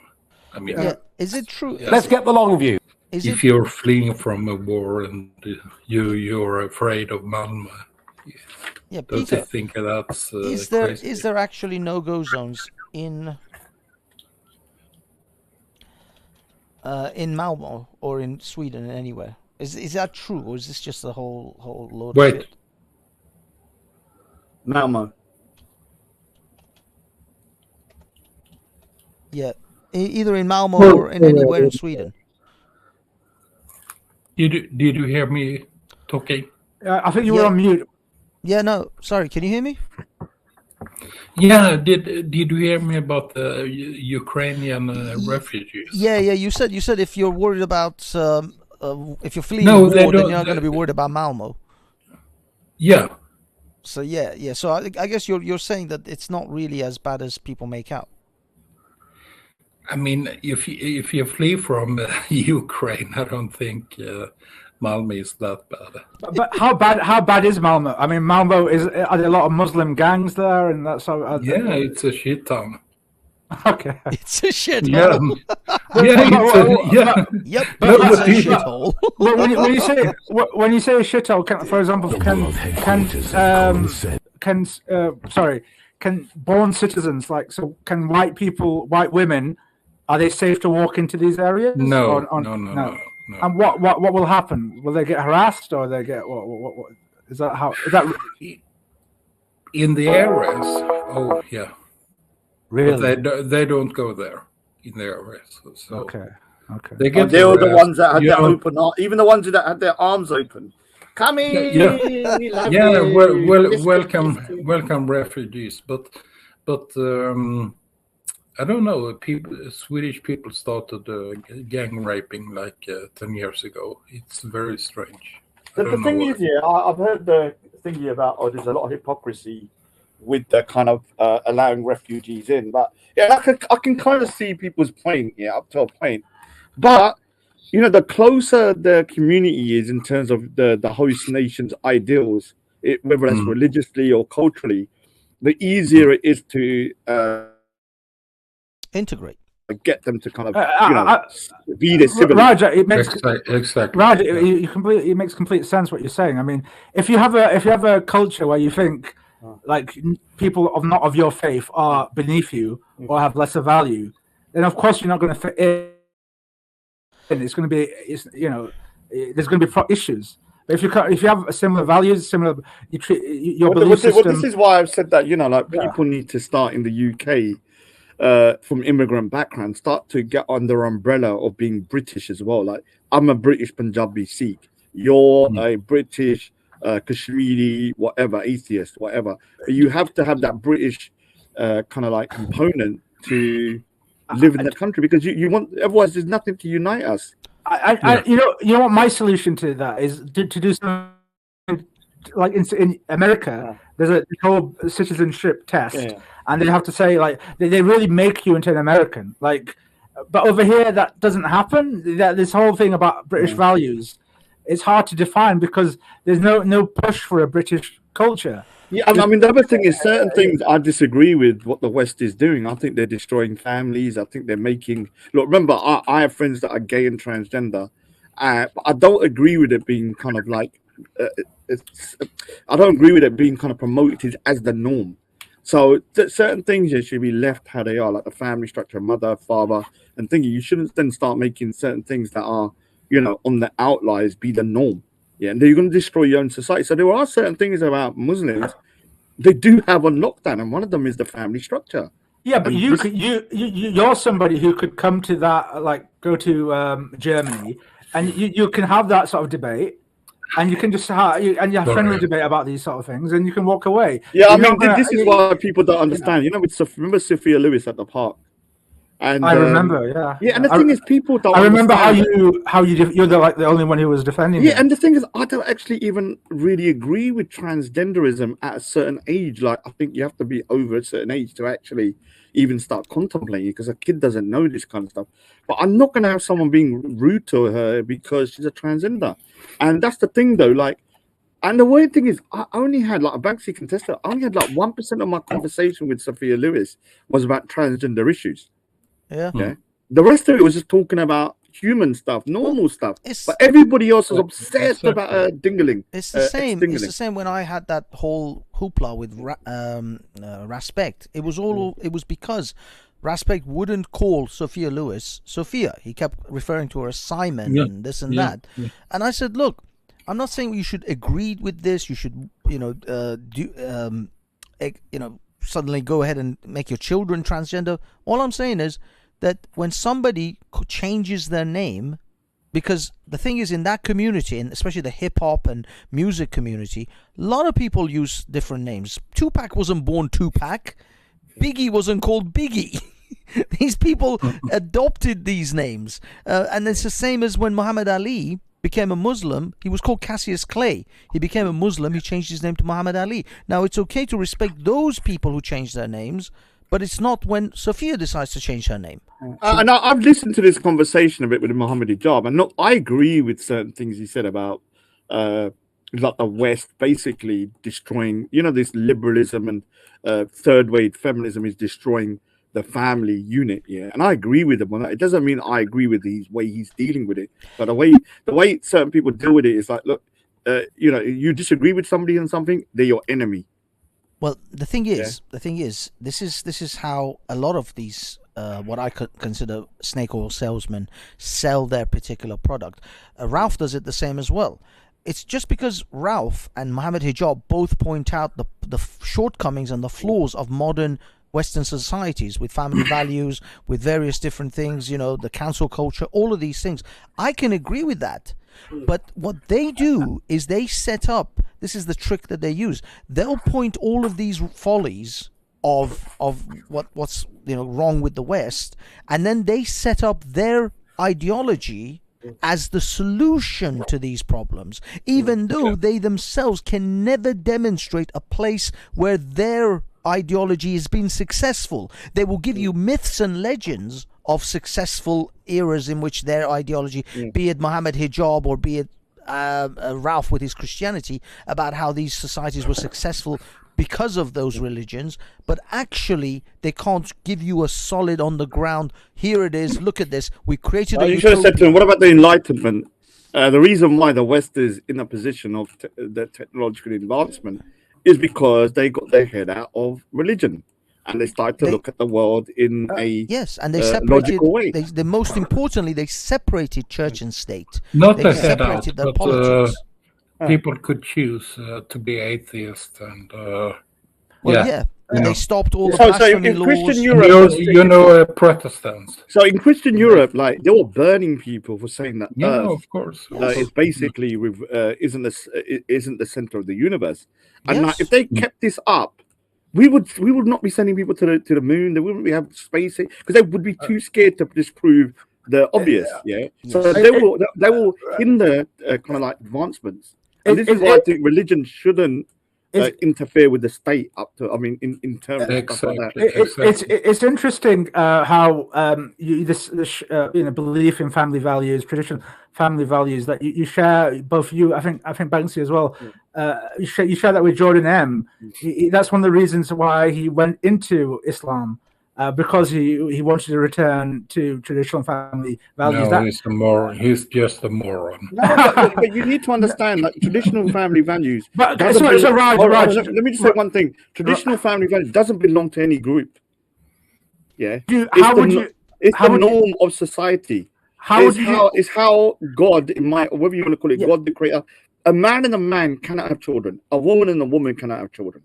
It's similar. I'm not saying I want to oppress gay people, but in order for society to survive and basically, grow, it has to be a man and a woman. It doesn't mean I want to persecute other people. Raj, I've heard you say this many times. That's fine.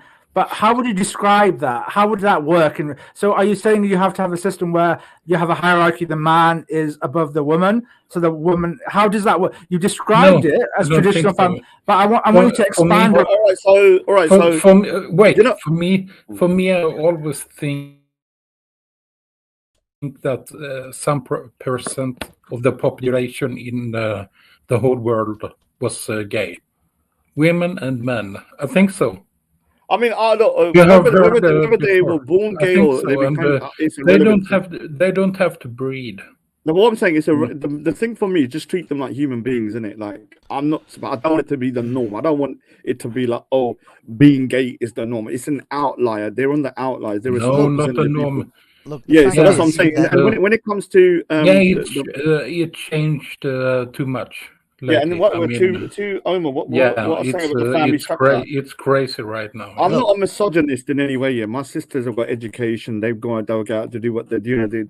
But there is a difference between men and women. But the only time that you really can be accepted is when war happens.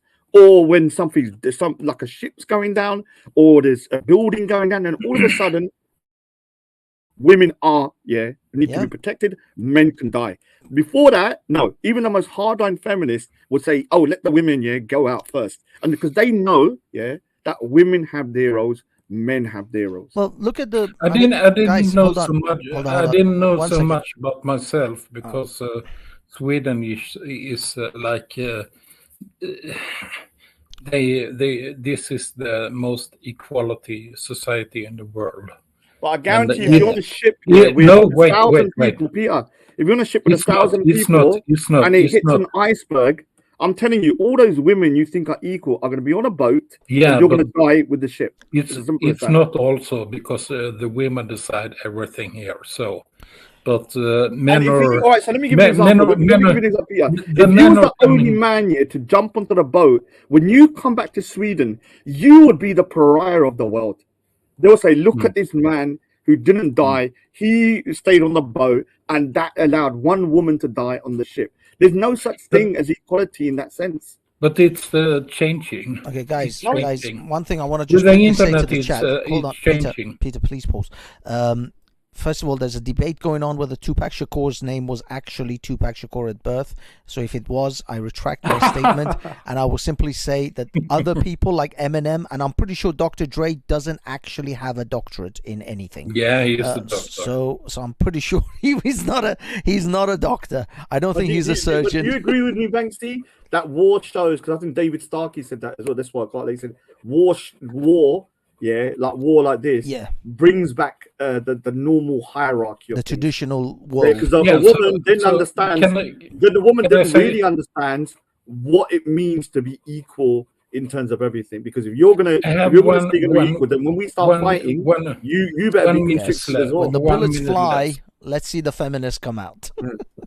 So in the Middle East, the Iraqis and the Khazars in Afghanistan, they were alone coming, and the Hordy, how do you say, Middle East women, they stand on the perron and said, "Welcome to Sweden," and they fucked them. Lots of young men. They were not young, but anyway, they fucked them. And now this is Ukraine. Women, children, older people, they send them out. The ones who can fight. I mean, I admire that very much, very much. Did you say that Pavlov's gone over to Ukraine, or was you trolling? No, we were trolling because he didn't show up. For yeah. He didn't I was show thinking up. that, like, I don't want to put pressure on him, but you need to go. He didn't show up for the podcast because he had another engagement that just suddenly landed on his lap. So he said, "Look, I really want to take advantage of this speaking arrangement." I said, "Don't worry, dude. Do it. We'll do it next week." So hopefully we'll do it next week. I'm gonna confirm it with him. I can imagine Pavlov with a cigar in his mouth and going Tony Montana on Russians. Yeah. Yeah, so I mean, at the moment, I don't think. But one thing, I will say, I could leave, but leaving my family and my sons or anything like that's the most pussy thing you can do for me. The thing is, when it comes to, well, it doesn't really matter just war, but just generally all of these scenarios which will expose how incredibly dangerous the world really is. And it's not, for me, I actually don't worry about the bunch of feminists suddenly becoming all feminine again and like, I'm a little girl, you have to rescue me, because that's, I mean, literally an International Women's Day, which was on Monday, I believe, this week. They were talking about, but how about all the women and children from Ukraine? What should we do for all these women on International Women's Day? Like, motherfucker, hand them a rifle, march them to the fucking front line. Aren't they equal to men? What happened? All of a sudden, no equality here? So the equality goes down the drain real quick with that situation. Yeah, I mean, it really shows the kind of, like, when the shit hits the fan, you really see the hierarchy of how little men's lives are. But the thing I don't mind if in the past there's a hierarchy. Men do the battling, men provide the food, and the women, basically, are mothers and so on. That structure is what's helped humanity get to the point it is now. Now, I'm not saying that every woman needs to be can't work. I'm saying they can work. But when you start saying you're the exact same as a man, you can do exactly the same things as a man, and that's where it's a problem. But the thing is, Raj, the most worrying part of this isn't that the women suddenly, all these hardcore feminists suddenly put their hairs into a pigtail and become a little girl. The worrying part is the men in that society are no longer men anymore. I mean, you can say the Ukrainians, I've got so much respect for those men who are actually still men, who haven't transitioned, who are not wearing fucking high heels and a dress and are trying to get the fuck out. In the West, in the further West of Ukraine, how are you gonna? Are these trans testicles? Are these Z's and Zers? Are they gonna pick up a rifle? I guarantee you, they're gonna be marching to the nearest fucking border, asking, "I identify as a woman. You have to let me on that train." I don't know if this sounds bad, like maybe I'm being a bit insensitive, but no, I don't think so. When I'm watching the news, and you have reporters saying, "Oh, I cannot believe a bomb went over there." Do join a war. Like, I don't understand. Like, there's a bullet springing. You're in a war. Like, if you're going to a war, I expect bullets and bombs, right? But what? Am I mad, Nancy? Or no, but Raj, I mean, what both of you are saying is interesting. But imagine, listen. Imagine the situation where you have a woman. She's working. She's earning money. Your husband is not doing anything. He's unemployed. He's sitting on his ass. No. He's not. Does it apply the same sort of traditional role when the man is not doing his role? He's not fighting. He's not earning money. He's not bringing anything to the house. But he's expected his wife to do the same sort of duties. No. Once you look at, but no, Raj, let me finish, Raj. But what's interesting about the war situation is those men now, they have something maybe to fight for. And the women's role, now the infrastructure has been destroyed, they have to, the dynamics change. And then they're now having to stay at home, and the man has to fight. And he's now he's doing the work. He's the one, he's making the effort. He's defending his homeland. And the woman doesn't have that role anymore. And so what's interesting is how these situations just are dynamic, fluidic. These roles aren't, I don't think that you can say they're static. If you follow my but the thing is, look here, I'm not against women working. My sisters are very independent and stuff like that. I can't tell them what to do most of the time, but I guarantee you, if there was a war coming, I'd be handed a gun and I would tell them to hide in the basement, while I deal with it. I wouldn't expect them to go out and fight. Do you understand? That is when the crunch comes to real kind of like. I saw a lot of in a house fire. I wouldn't expect myself to run out of the house. I'd expect my family, my sisters and mother, to be out first, and then I'll go last. But if you didn't do that, if it was somebody else, if they ran away, the cowards then. Yeah, but then they did. Yeah. Okay, I'm sorry. But you say this. So the issue problem is it doesn't apply to every man. Not every man goes out his way to fight for his woman. A lot of men don't do that. They just sit on their ass and they do anything, but they still expect. And they will be judged as pariahs, as weak men, and they will get the judgment of the world. Yeah, like that's I said before, if he was on a boat and the boat sank, millions of and people, the boat sank, men, and every man died, but you was the only one. Hold on, guys, one at a time. And you was the only one that returned on that boat with 50 women. You would be known as the pariah of the world, that you didn't go down with that ship. I'm telling you. Okay, go ahead. And you need to understand the hierarchy of the way things are. After Peter, please let Angel Moon go because she's just come on the panel. So Peter, finish what you wanted to say, and then I don't want to say too much. I can say a very good thing, and I don't know, but a lot of people say that Ukrainian women are very beautiful and sexy, so. We will have It's very true. We will have like 5 years of a good time, right? Ukrainian women migrating over to Europe. I mean, look, I said it myself, and I know it sounds terrible, but this is the only kind of refugee crisis that I think is fully acceptable, where only the women are allowed to leave a country and they have to leave the men behind. I take a woman and her child. I am going to open my arms, my home, and my love to the refugees. For welcome. Why don't we stay at the station and welcome all the women and children? Yeah, I think so. I think I'm going to go to Dover. Raj, you want to come? We'll go to Dover. We'll hold up a sign. All Ukrainian refugees welcome. I might tuck them back in the dinghy boats. We send the ugly ones back to France. Yeah. It's like, I'm sorry, love. You can't come in. I disagree. Like with what they're saying. They're disgraceful. Oh yeah. You go to the right. You're beautiful. You go to the men.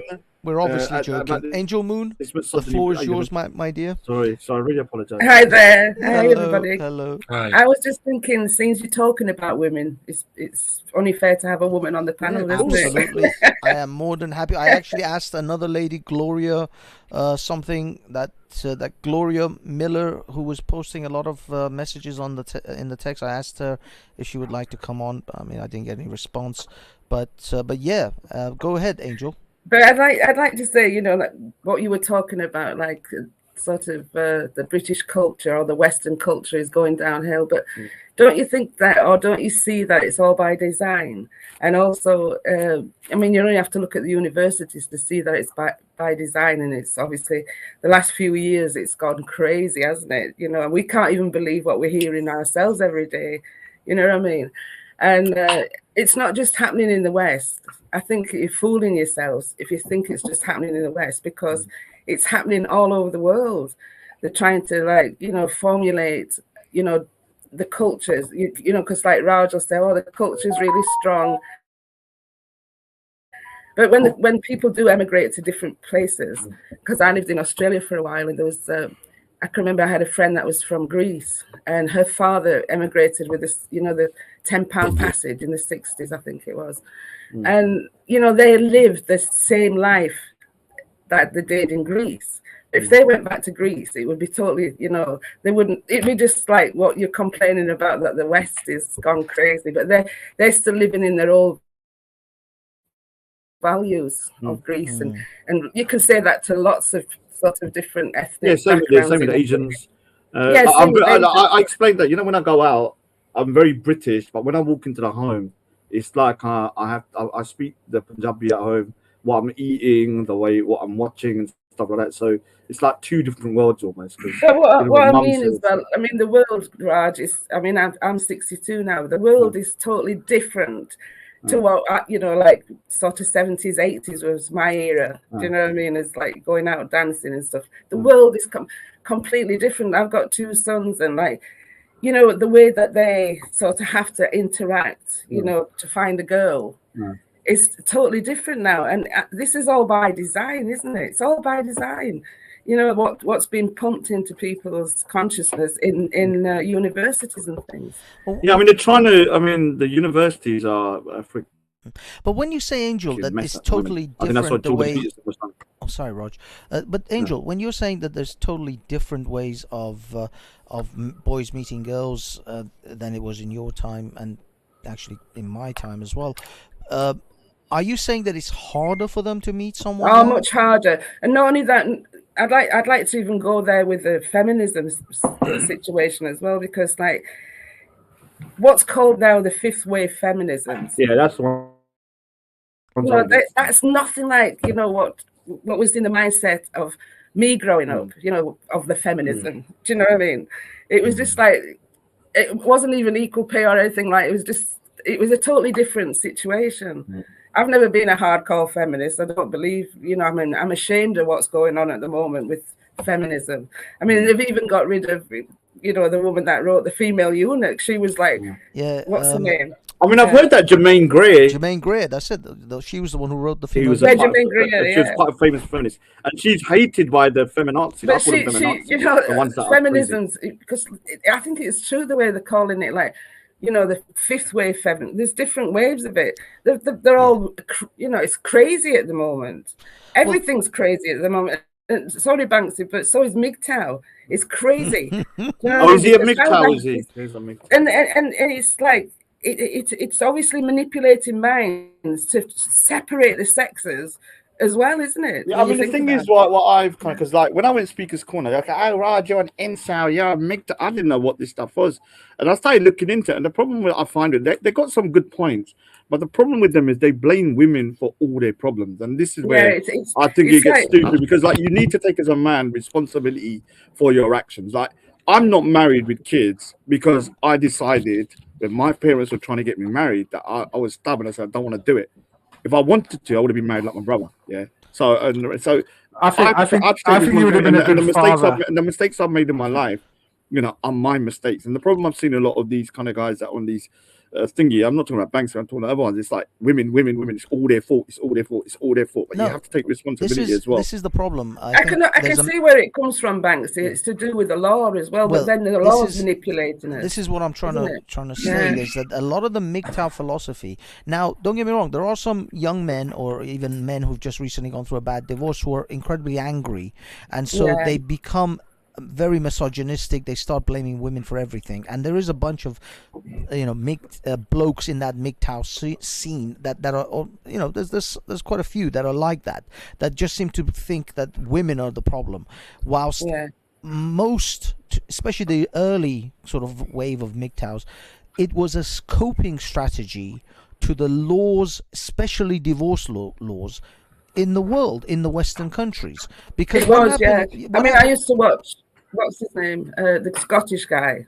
He was quite a big YouTuber on MGTOW, wasn't he? Which Scottish guy? What was his name? Oh God, I can't remember his name. I thought you might have known him with knowing MGTOW, but he was very famous, and I think he got cut off YouTube. But I used to really love. Was he a bald guy with a goatee? No, he's a Scottish guy that used to have really dark background. Was he smoking quite often? Yeah. Millennial Woes. Millennial Woes, that's him, yeah. The thing is, Millennial Woes is also kind of a white supremacist. He got kicked off a lot of platforms for his white supremacy or his general, ethno-nationalist views. Yeah, he talked a lot about MGTOW when I was listening. Yeah, he does what time are you on till? I'll be honest, there isn't really a time limit. It's just that I'm just happy to go on as long as I'm gonna have to go into it. If you're still on later on, then I'll jump. See if things are going, then maybe jump back on. But what I want to say about the whole MGTOW thing is it's a coping mechanism. The men who realize, the other day I saw a little mini documentary about Brandon Fraser. I don't know if you guys know who Brandon Fraser is. He's on the Doom Patrol. He was Doom Patrol. He did the Mummy films. He was a famous sort of actor in the early sort of 90s, early 2000s, mid 90s, that kind of thing. And do you know that what happened to him? He suddenly disappeared from the whole movies genre, movie Hollywood scene for a while. Was a big star in that, and then he came back and he was all fat and just messed up. Do you know what happened? He got divorced and his wife was asking for $900,000 a month for alimony. Wow. That's what she was screwing him for almost $1 million a month for divorce alimony. Not even child support, not housing support, none of that. Alimony, that is the money that women get for simply divorcing a man in America. Nothing to do with whether they have children or not. And that money, by the way, he has to pay until the woman either dies or she marries another man. That's the only way. Even if she's got boyfriends. He runs out of money. No, that's the thing. If he runs out of money and he can't afford that, he goes to jail. But it goes the other way as well, though, doesn't it? If she was earning that much money, she would have to pay the same to him. The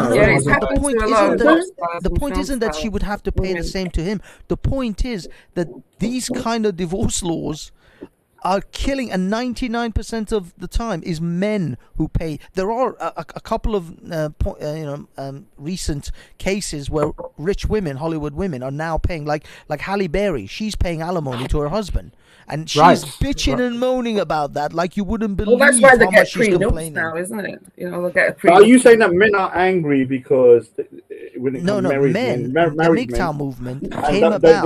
They're so angry about being kind of like bled dry of money. No, but the thing is, the MGTOW movement, Raj, originally came about because a bunch of divorced older men in their 40s and 50s were telling the world on the internet about how corrupt and how terrible divorce courts are, how much you can be torn apart in a divorce court. There's literally a video I played where Jordan Peterson, he interviewed a guy, a British actor, and the hell he had to go through in his divorce settlement and his divorce with his wife. His wife, literally, listen to this, his wife calls the police and says, "My husband, I want you to come and arrest my husband because he's acting odd."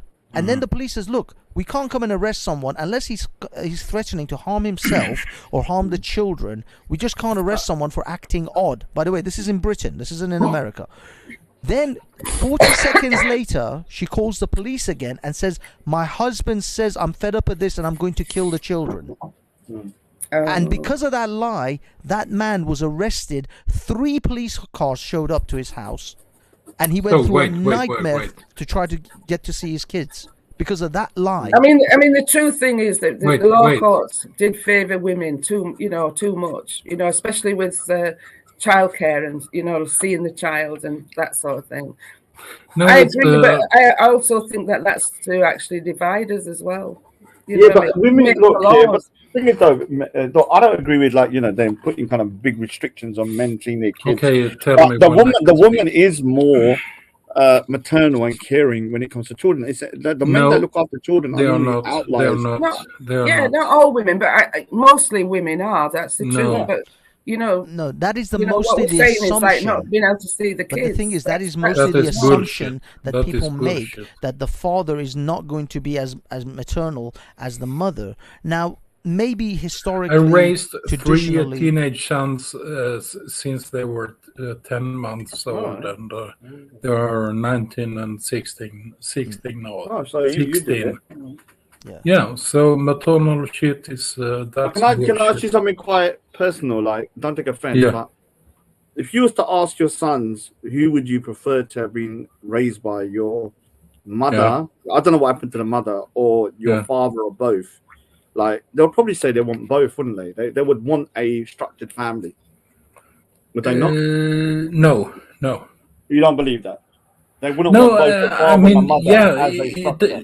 It depends on how she is, but if you're comparing me and their mom, they would say me only. No, I'm not saying that. I'm not choosing between you. I'm saying if they had the choice of having both of you, I think most people would want not her, but not her. But I'm talking about a parent. Another one. Remember, parents, not just one. I'm pretty sure most kids would want their father and mother everybody to be together. Because they know that's going to give them more stability and a better chance at life if you've got a father and a mother. Unless the father's really destructive or the mother's very destructive. I didn't hear that, but you mean me and another mom? No, I'm talking about the biological mother. No fucking way. No. Maybe the relationship between them is very bad then. But I think most people, or not you, I think most people would prefer their parents to be together. Obviously, if the father's beating their mother, they wouldn't want that. Look, statistically, it is better to be raised in a two-parent household. It's just the statistics. Everybody would want that, But in this modern day, and this is the other thing, I don't really expect parents to live a life of hell effectively because they want to keep the family unit together and raise the children. I think that if life is unbearable for one or the other parent, then there should be some kind of amicable way of not living together but still being able to raise the children together in a cohabit or a co-parent scenario. The problem is that is not the case. It wasn't possible. Well, this is the problem because Banksy, don't you think it's a welfare state? It's to do again with the government interfering. She left and never came back. Yeah, I mean then she's not worthy of being a mother, in my opinion. Exactly. If she done that, she just left and went. Then no, you don't accept her back. And there are cases like that, and far more. And that's one of the worst things to do, a woman to abandon her kids. Yeah, and the thing is, there are cases like that far more than people actually care to admit, that where mothers just simply leave the children. But nevertheless, if you can reach an amicable settlement to be able to raise your children as closely to two-parent as you can, then that will ensure your children will grow up with well adjusted. But I had a relative. It's the best way. It's the best way to do it. But I had a relative like that. Can you imagine how much trouble I had in kindergarten, in preschool, in school? Yep. They just want to be the mother, and they hated me. The thing is, I've seen somebody that got divorced. If you come as they hated each other. The parents hated each other. But when I saw them around the kids, they put all of that aside, and I was respecting them for that. Even though when they were gone, they talk shit about each other. Yeah. But as soon as the kids were there, they were just. She never came. So when I'm not talking about you. I'm not talking about your. No, but when I came alone, They had a very bad, how do you say? They didn't like me at all, because how can a man do that? How can a man have 3 kids in preschool, working? Yeah. Well, did you have triplets or something? What? No. I mean, I'm just thinking like 3 kids in preschool. Well, they're obviously quite similar age then. Yeah. My oldest is 18,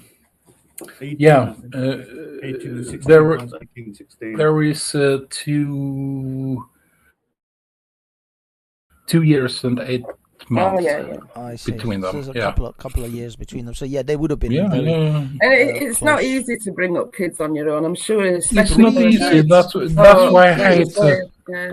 I hate when That is they say Trumpian. that men cannot raise their children. Exactly. I mean, No, I'm they're- not saying all men. What I'm saying, on average, a woman is more maternal, and yeah, you can see the relationship between in a average. mother and yeah. the But the thing children. is, It's normally the main closer. thing is, Raj, this is where the MGTOWs, their complaints are, is that in courts, this is the bias that has been expressed throughout the divorce courts and judges and lawyers who actually force men and literally take their children away from them, even though they could be just as good, just as maternal, just as responsible as raising their children. In fact, sometimes better than their wives. But people like Peter are heavily discriminated in those courts, and this is what I mean about changed, though, MGTOW. Bonsi? I mean, you know, since Peter was, I would say, ask Peter that maybe. I mean, like, I can understand when Peter was bringing his kids, and like you were the only man, and it was mostly mums, and it was maybe hard to fit in, you know, with a clique or whatever. But do you think it's obviously changed a little bit now? Maybe not.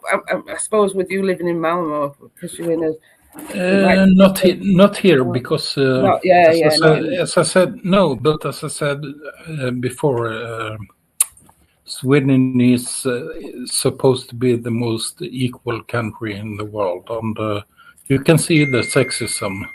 I mean, from women to men. Oh, definitely. We are different. We are different, and like both men and women now screaming out, you know, to like, you know, be different. You know, real men and women. You know, these people now. Yeah. That's what's going on. I mean, this is the problem in women's sports. It's not about, you know, I agree women should be treated equally, and women should have the opportunity to, you know, work and do things like this and shouldn't be oppressed. But you can't say we're the same. We're not the same. Biologically Obviously, different. Yeah. You know, there's a WO in front of man for a reason, and it's the womb, isn't it? So, of course, we're different. You know what I mean? You don't.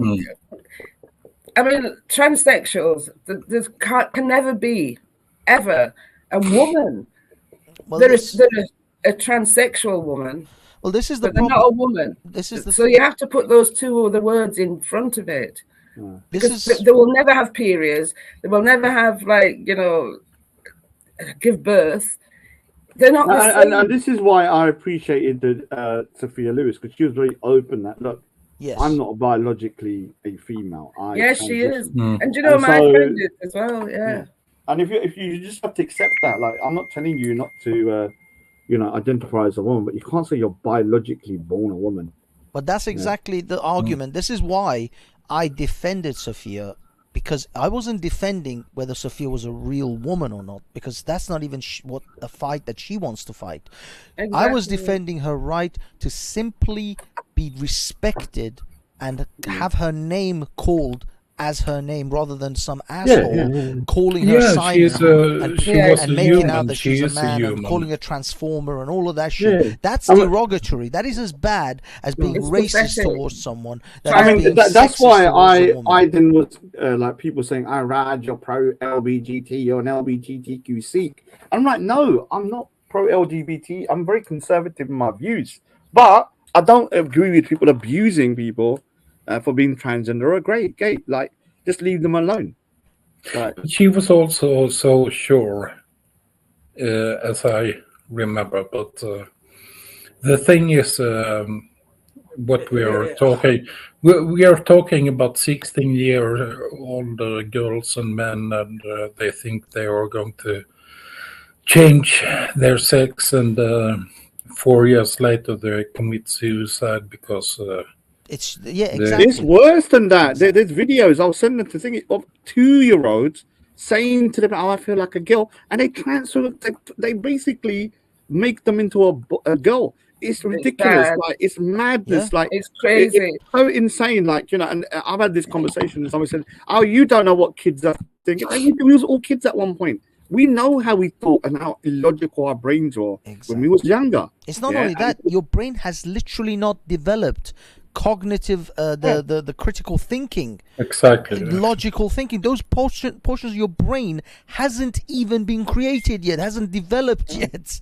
You were missing I would portions. definitely say that this is definitely part of the agenda to, obviously for the Great Reset. Come on, they want to break down society completely. Completely. They're moving people around the world like it's, like pawns on a chessboard at the moment. And they'll, this Ukraine situation, if they didn't know that, then, well, they knew it was going to happen 8 years ago.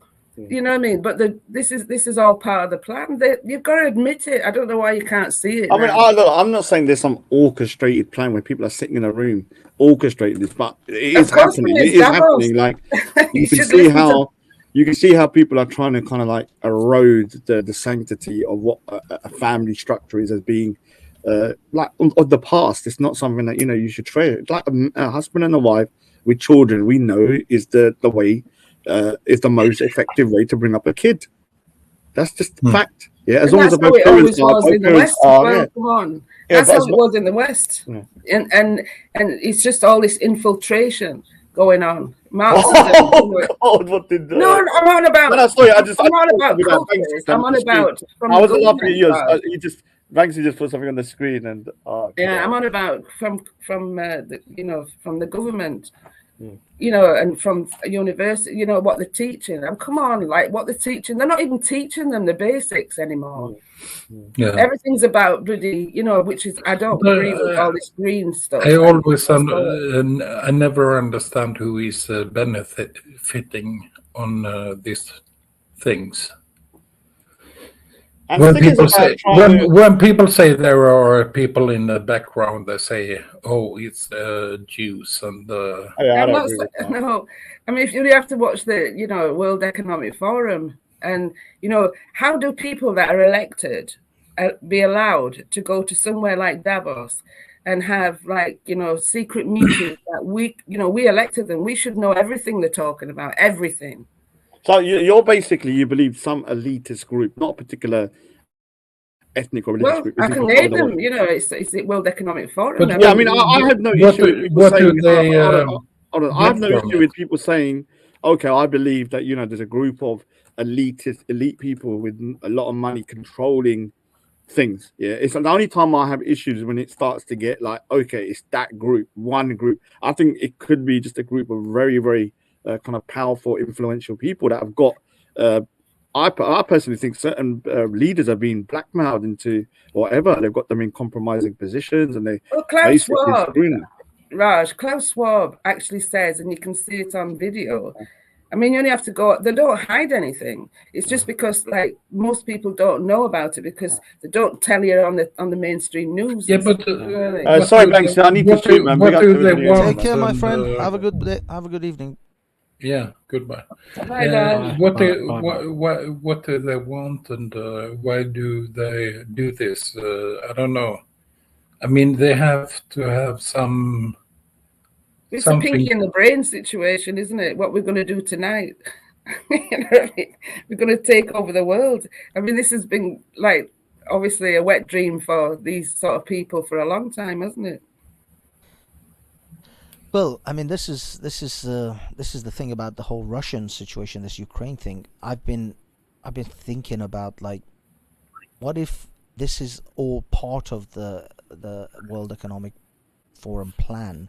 Maybe this was set up because after COVID subsided, they needed another thing to scare the living shit out of people so that they can then reinstate their authoritarian. Or maybe move to the next phase of their authoritarian plan that they have for all of us. I don't know. I mean, I'm just throwing out. I could be talking. I don't understand that. But I would say they're showing it. They showed it to us in not just Australia, the way they carried on there with the bloody lockdowns, and you had to comply unless you go to the camps, literally. Well, yeah. And then also Canada. If you don't comply, when you try to do a protest against the government, they'll close down your bank account. They'll come after. Not just that. What about the people who even donated to them? That's what I mean. Not even protesting. Even if you donate to a protest, they will shut down your bank account. Why was Sweden the only country in the world who never had any lockdown at all? We went to restaurants, we went to movies, we went to gym, and the thing we went to work. In reality, Sweden didn't suffer any worse than any other country. No, exactly. They didn't really suffer. And this is the thing, my friend, I was debating this actually with a friend of mine. He's a bit of a blue pill cuckold. And he was like, no, Boris ruined it. We have the highest deaths in Europe. If he had locked down better. I'm like, dude, Sweden never locked anything down. They didn't suffer any more than any other country. I never wore a mask. I didn't wear a mask one time. Yeah. During all this. Neither have I tell you. And I'm in a place that only just stopped. Well, no, I mean, I wear them when I have to, if I have to go to certain areas now. They force you. I just don't want the headache. I don't want to sit around and argue with some idiot at the cashier. I can understand being in a big city. Yeah, exactly. I just don't want to go into a supermarket and have an hour debate with a moron at the cashier because I'm not wearing a mask. Just check my shit out and let me go. That's all I really care. I'm not here for a fucking debate on masks. I'm always going to the grocery stores. I mean, the big ones, and people or fruits and vegetables, they are touching them and feeding them all the time. All the time I see people. But they always have been, haven't they? They always have done. Yeah. Do you know what I mean? They have a stupid mask on, but they're putting their hands all over fucking everything. No, I know, but they always have done. You know what I mean? I do it when I go to the supermarket. I'll see which is the best, Yeah. I do it because the reason I go to the supermarket is because I want to feel the food I'm about to buy. If I wanted to not feel it, I'll just log on to a supermarket's website and just order the damn thing through the website. But the reason I get in my car, drive halfway down to the other side of my area that I live in, is because I want to go to a supermarket, feel the food that I'm going to buy, touch it. Yeah, I want to also look at it. I want to also, but. When it was lockdown in other countries, we were like, it was normal. Exactly. Touching the tomatoes, everything. Yeah, but sort of this pandemic has put that in our heads, isn't it? That, oh my God, other people have touched it. Even if you're sort of, ordered in, like from Tesco or something, delivery, somebody else has had to. Loads of people have touched it. All you have to do is give it a rinse, isn't it? You know what I mean? Those germs won't last forever. I wash every piece of fruit that I buy anyway. I never put this is just the way I was raised. My mum always washed all fruits and veggies. There you go. You don't need to worry about it. Yeah, this is it. They're just putting us into deep fear. I mean, tonight I went into the local town with my neighbor, and she was, it's so sad. She was saying to me that, I'm so worried about, if there's going to be a nuclear war and this, and I says, look, that's what they want from you. Yeah. This fear is what they want constantly. I mean, this, saying I'm 62, there's sort of different fears that has been projected into the black box in the corner, into us.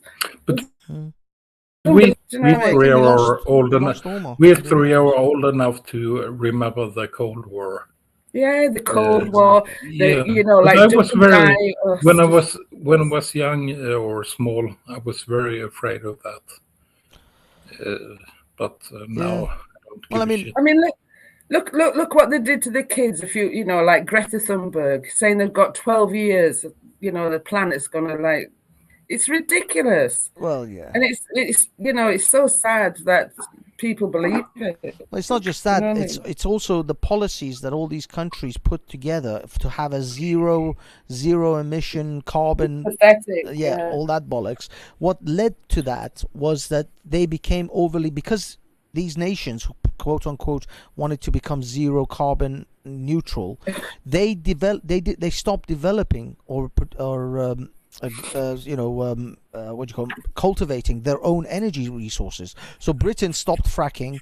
A lot of other countries stopped drilling for oil, drilling for coal gas. mines, coal mines were all shut down. Yeah. So they stopped producing their own energy, so quote unquote, for green alternative energy, which has yet to produce any reasonable amount of energy that would actually, power a nation. So the alternative energies, wind, solar, all of these are not enough. They stopped their own production of fossil fuels. So what they did was, you see, this is the trick that the Western, or these Western European nations and Canada and places like that, the trick they pulled is they claim that they're all green, and they said, look, we close down our coal mines, we don't do fracking anymore. But what they then did was go and buy their energy from countries like Russia, from Saudi Arabia. Well, they're doing it now, aren't they? I mean, so he's begging Venezuela for bloody oil now. So they offsetted their energy. Germany is so fucked. I mean, Germany. I mean, somebody said, and it's true, you've got to watch these guys again. You know what I mean? And Sweden let them do it close to our biggest island. Yeah. No, I think it's called the North Stream or something. Yeah, North Stream. And North Stream. Yeah, that's the pipeline. Germany has, they take all the gas and so on. 75% of Germany. Yeah.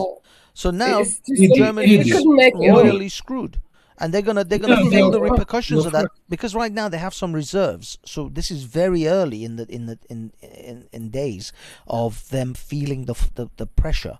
But once those reserves start to run out, then the Germans are gonna fucking freeze in their own home. That's what's going to happen. Now they could get lucky that by the time, but the thing is, they might get lucky that by the time their energy reserves start to run low or run out, they will hit summertime, so they won't need as much heating as they would in the wintertime. But nevertheless, Germany is royally screwed right now. And I guarantee you, they're going to be panicking, running around, offering anyone any money to get gas and oil from them, because they were really, really dependent on this. Now, the funny thing is, Donald Trump, when he was president, he was giving a speech to the German delegates at the United Nations about how you should consider becoming energy self-sufficient so that you're not dependent on Russian oil and other things. And the Germans were laughing at him. They were laughing at him, and now they're crying. Those idiots. This is the problem. These short-sighted idiots who think that they can offset their carbon footprint onto another country and say, look, we're energy neutral. Yeah, that's because now the Russians are having to produce twice as much gas to produce for your ass country as well as their own. So you've now just simply passed the buck of your carbon footprint to the Russians. I know, but I mean, like, this is honestly, Banksy, this is what they want you to think. I honestly do believe that, because why wouldn't you see if Putin is part of the World Economic Forum, which, they've said that, why wouldn't you not think that all this is planned? Do you know what I mean? To get rid of the West. Do you know what I mean? Do you know what I mean? To dismantle the West. And they'll start on other countries they have done already. We weren't the first. Don't forget, like, the Middle East was, they went in there on a lie, a complete lie, weapons of mass destruction. Yeah, I'll never forget, sat up watching that night when they went into Fallujah. I was like, oh my God, what are they doing? This is, it's horrible. It's, and don't think that they won't do it to us. Well, this is my concern, is they're not going to do it overtly. This is going to be a gradual process, and I think this gradual process started. They ramped it up a couple of notches with the onslaught of COVID. So they realized this is or maybe they didn't even realize this was what they were preparing for, was an opportunity to crack down or go to the next level of authoritarianism. And maybe now, they were seeing how compliant we were. Yes, exactly. Testing our compliance towards authoritarian future. And maybe this next scare with Ukraine is just another stepping stone towards, again, further authoritarian rules coming in and further testing of how we are how compliant are we Well, going to Banksy, be. you can't make it up. I mean, like the last, massive war that we had, obviously, in Europe was the Second World War. I mean, and that was against the Nazis. And then you're looking at Ukraine that are funding Nazis. Do you know what I mean? You can't make it up. Yeah, that. And like, it's not people, just that will never be said on the mainstream media, because I'm so ashamed of like the West at the moment. You know what I mean? Seriously, I have been for a long time, but at the moment, they are calling Putin Hitler and a Nazi, whilst at the same time arming and giving guns to actual neo-Nazis who have neo-Nazi flags. 20,000, so-called Ukrainians, but Russian Ukraine, in the Donbass area in the last 8 years, 20,000. Yes. To me, I mean, this is history repeating itself, exactly like when they annexed, like Poland. So part of Germany was in Poland, after the First World War.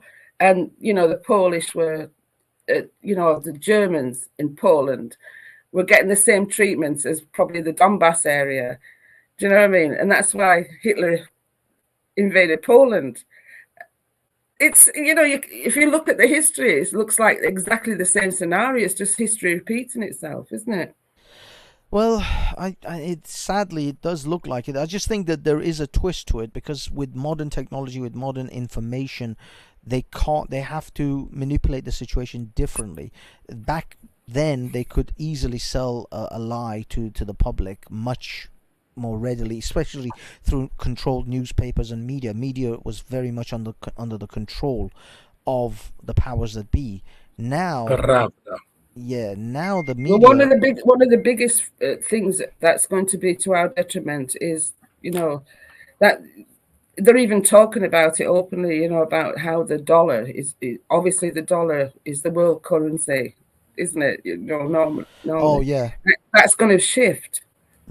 That's shifting now. It's not going to be the dollar.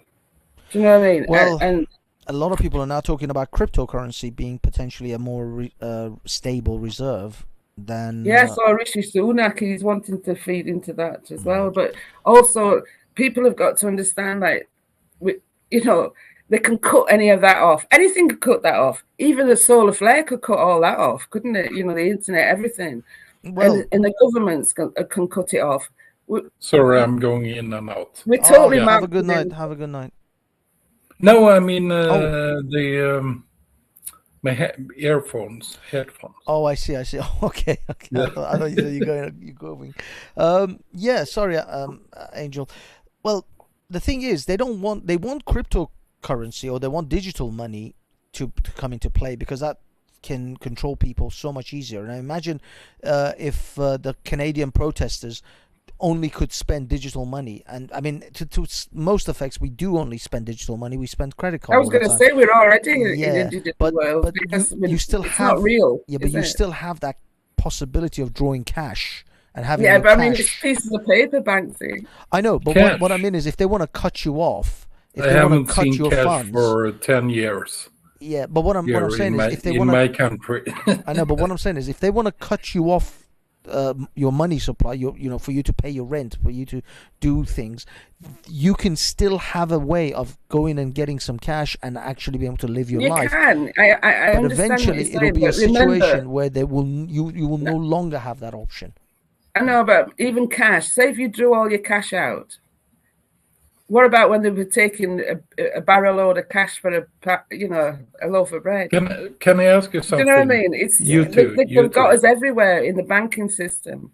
So that's why we have to form communities to get into like a bartering system again. Sorry. Can you go into a bank and take out your money? Of course. Really? Do the bank have money? Well, I mean, it all depends on how much money, but yeah, I mean, if you have enough that they can give you it in cash. I mean, our banks didn't have money for like 15, 20 years ago. I mean, they don't have cash in the. They don't have cash. They don't have anything. Exactly, it's digital. It's digital. Yeah, it's true. It's true. That's incredible. No, I mean, in Britain, they don't have cash. But it all depends. I mean, you can't go in and withdraw £1 million, but you can withdraw like pull a bank note out. See if you can withdraw $100 or something. Well, they don't have any money. Yeah, but what I mean is you can withdraw maybe, I would say, with maybe some notice at a local branch, certainly up to £10,000 I think should be relatively easy. Maybe our banks don't have any money. But yeah, they don't have any money. If you're going to go and take out like £200,000, then no, I don't think you'll be able to do that even in Britain. Yeah, but our banks has nothing. Yeah. I mean, and also it's not going to be long before it goes digital. Yeah, I mean, completely digital. We are moving to ever more digital money, and as I say, it was from the advent of going from notes and coins to credit cards, and now we're eventually going to go into the digital crypto, and that's what they want. But they don't want the crypto, by the way. They don't want the crypto that's out now. They don't want your bitcoins. They don't want your ethereums. What they want is the British digital pound and the American digital dollar. Well, that's what they want you to be spending. That's what they're scared of. That's what's happening now, because it's going to change. Yeah, they don't want you to be to buy a bunch of ethereum and then go and spend that, because they don't control that. They don't control. Well, they say they don't. A lot of people say they don't control that, but I'll be honest. I've looked into crypto in recent years, and every cryptocurrency has a team of effectively maintenance people behind it. No cryptocurrency is completely devoid of anyone interfering with it. There is a team behind every cryptocurrency, including Bitcoin, including Ethereum, all of them. And so that team, if they've been pressured enough, could effectively cut that crypto out. They could lock it down. It's like the Federal Reserve, isn't it? I mean, like, people really believe, these pieces of paper, they're not worth anything. What's worth something is your work, what you've done. Your blood and sweat, your effort, whatever you produce. Honestly, like 20 years ago, I think it was the first bank in my town. I was going in there and was going to get some money, and they said, "No, we don't have any money." I said, "You're a bank, you have to have money." "No, we don't have any money." Yeah. And then everything changed very quickly, and so we Swish. Do you have Swish? Switch. Are you talking about the No, card? Swish. Swish. I don't know what that is. What is a Swish? That's what they've cut off from Russia, isn't it? Oh, Swift. Yeah. Swift is the processing. So if I thought it was Swift. I don't think it was Swish. Was it? Let's say my friend goes in and we have a beep. We don't have to put our number in or anything. We just beep our credit cards. So if he pay, let's say he gets something for 200 and I owe him 100. I use a Swish and I just put his number and 100 crowns, and that's it. Yeah. So we don't even use money in the stores, Yeah, same. Nowhere. Same. I just take my plastic card, I swipe it across the payment thing. In fact, some people don't even have the card anymore. Their wallet, their credit cards are on their Google in their phone, either Google Wallet you can do or that. Apple Pay. Yeah. So they just show, they just point their phone at the system and it registers it. So people don't even carry the plastic card even. I know. And it's dangerous because if you lose your phone card, they can take up to it's €50, £100 maybe. That's true. My card. I can't believe it when that came. We say blip. You don't have to put in your code or anything. Contactless. You just put the card there, and but mine actually, Angel, also changed to £100, so you can actually contactless spend up to £100 before it doesn't spend. Yeah, it's anymore. 50 in Ireland, I think. But it all depends. Different. I couldn't believe when that came in Banksy, because I was thinking, like, before it was like you had to know your PIN and you had to hide your PIN. You know what I mean? You had to know. That's a bit more safer, isn't it? Like even if you pay, Well, the thing is, it's a bit more safer. But bloody hell, like if somebody got hold of your card, but they can spend only £100. Well, they could spend 50 in one shop, 50 in another shop, 50 in another shop. No, I don't know. Done it myself. I don't know. Can they actually? Yeah, I suppose. Yeah, they could spend in multiple different stores. Up to 80, 70, they could bloody bankrupt. That is true. But I mean, what the thing is there's two like pros and cons. It's not safe. I don't understand how that came in. But the thing is, there's also pros and cons, because if you're putting in your PIN everywhere, someone could look over your shoulder, find out your PIN, pick up your card, and then bam, they're everywhere spending. So it's just as risky putting your PIN all the time as it is. Not. I understand what you're saying, but it's nowhere near. Like, say if I left my card on a counter somewhere, right? Yeah. And then somebody went and bought 50 quid here. In England, you're saying £100 here, £100 in the next shop, £100 in the next shop. They could spend 1,000 quid in a day, couldn't they? Well, yeah. I mean, the thing is, it all depends on how soon, you notice your card's missing. But the thing is, most of the time, the banks take that hit and they will refund you. Especially if it's a credit card, they definitely have to refund you anyway. But even if with a checking account, what do you call it? Cash. Oh man, what are those accounts called? Check accounts or cash accounts. I forgot. Like a current account. Current account, exactly. That's the banks are very good at that. Yeah, they're very nice. They will take the. They're very nice to us. Yeah, and they will refund you. So the banks are good. Yeah. Yeah. So for the reason that they're taking on this, they're allowing this contactless to happen.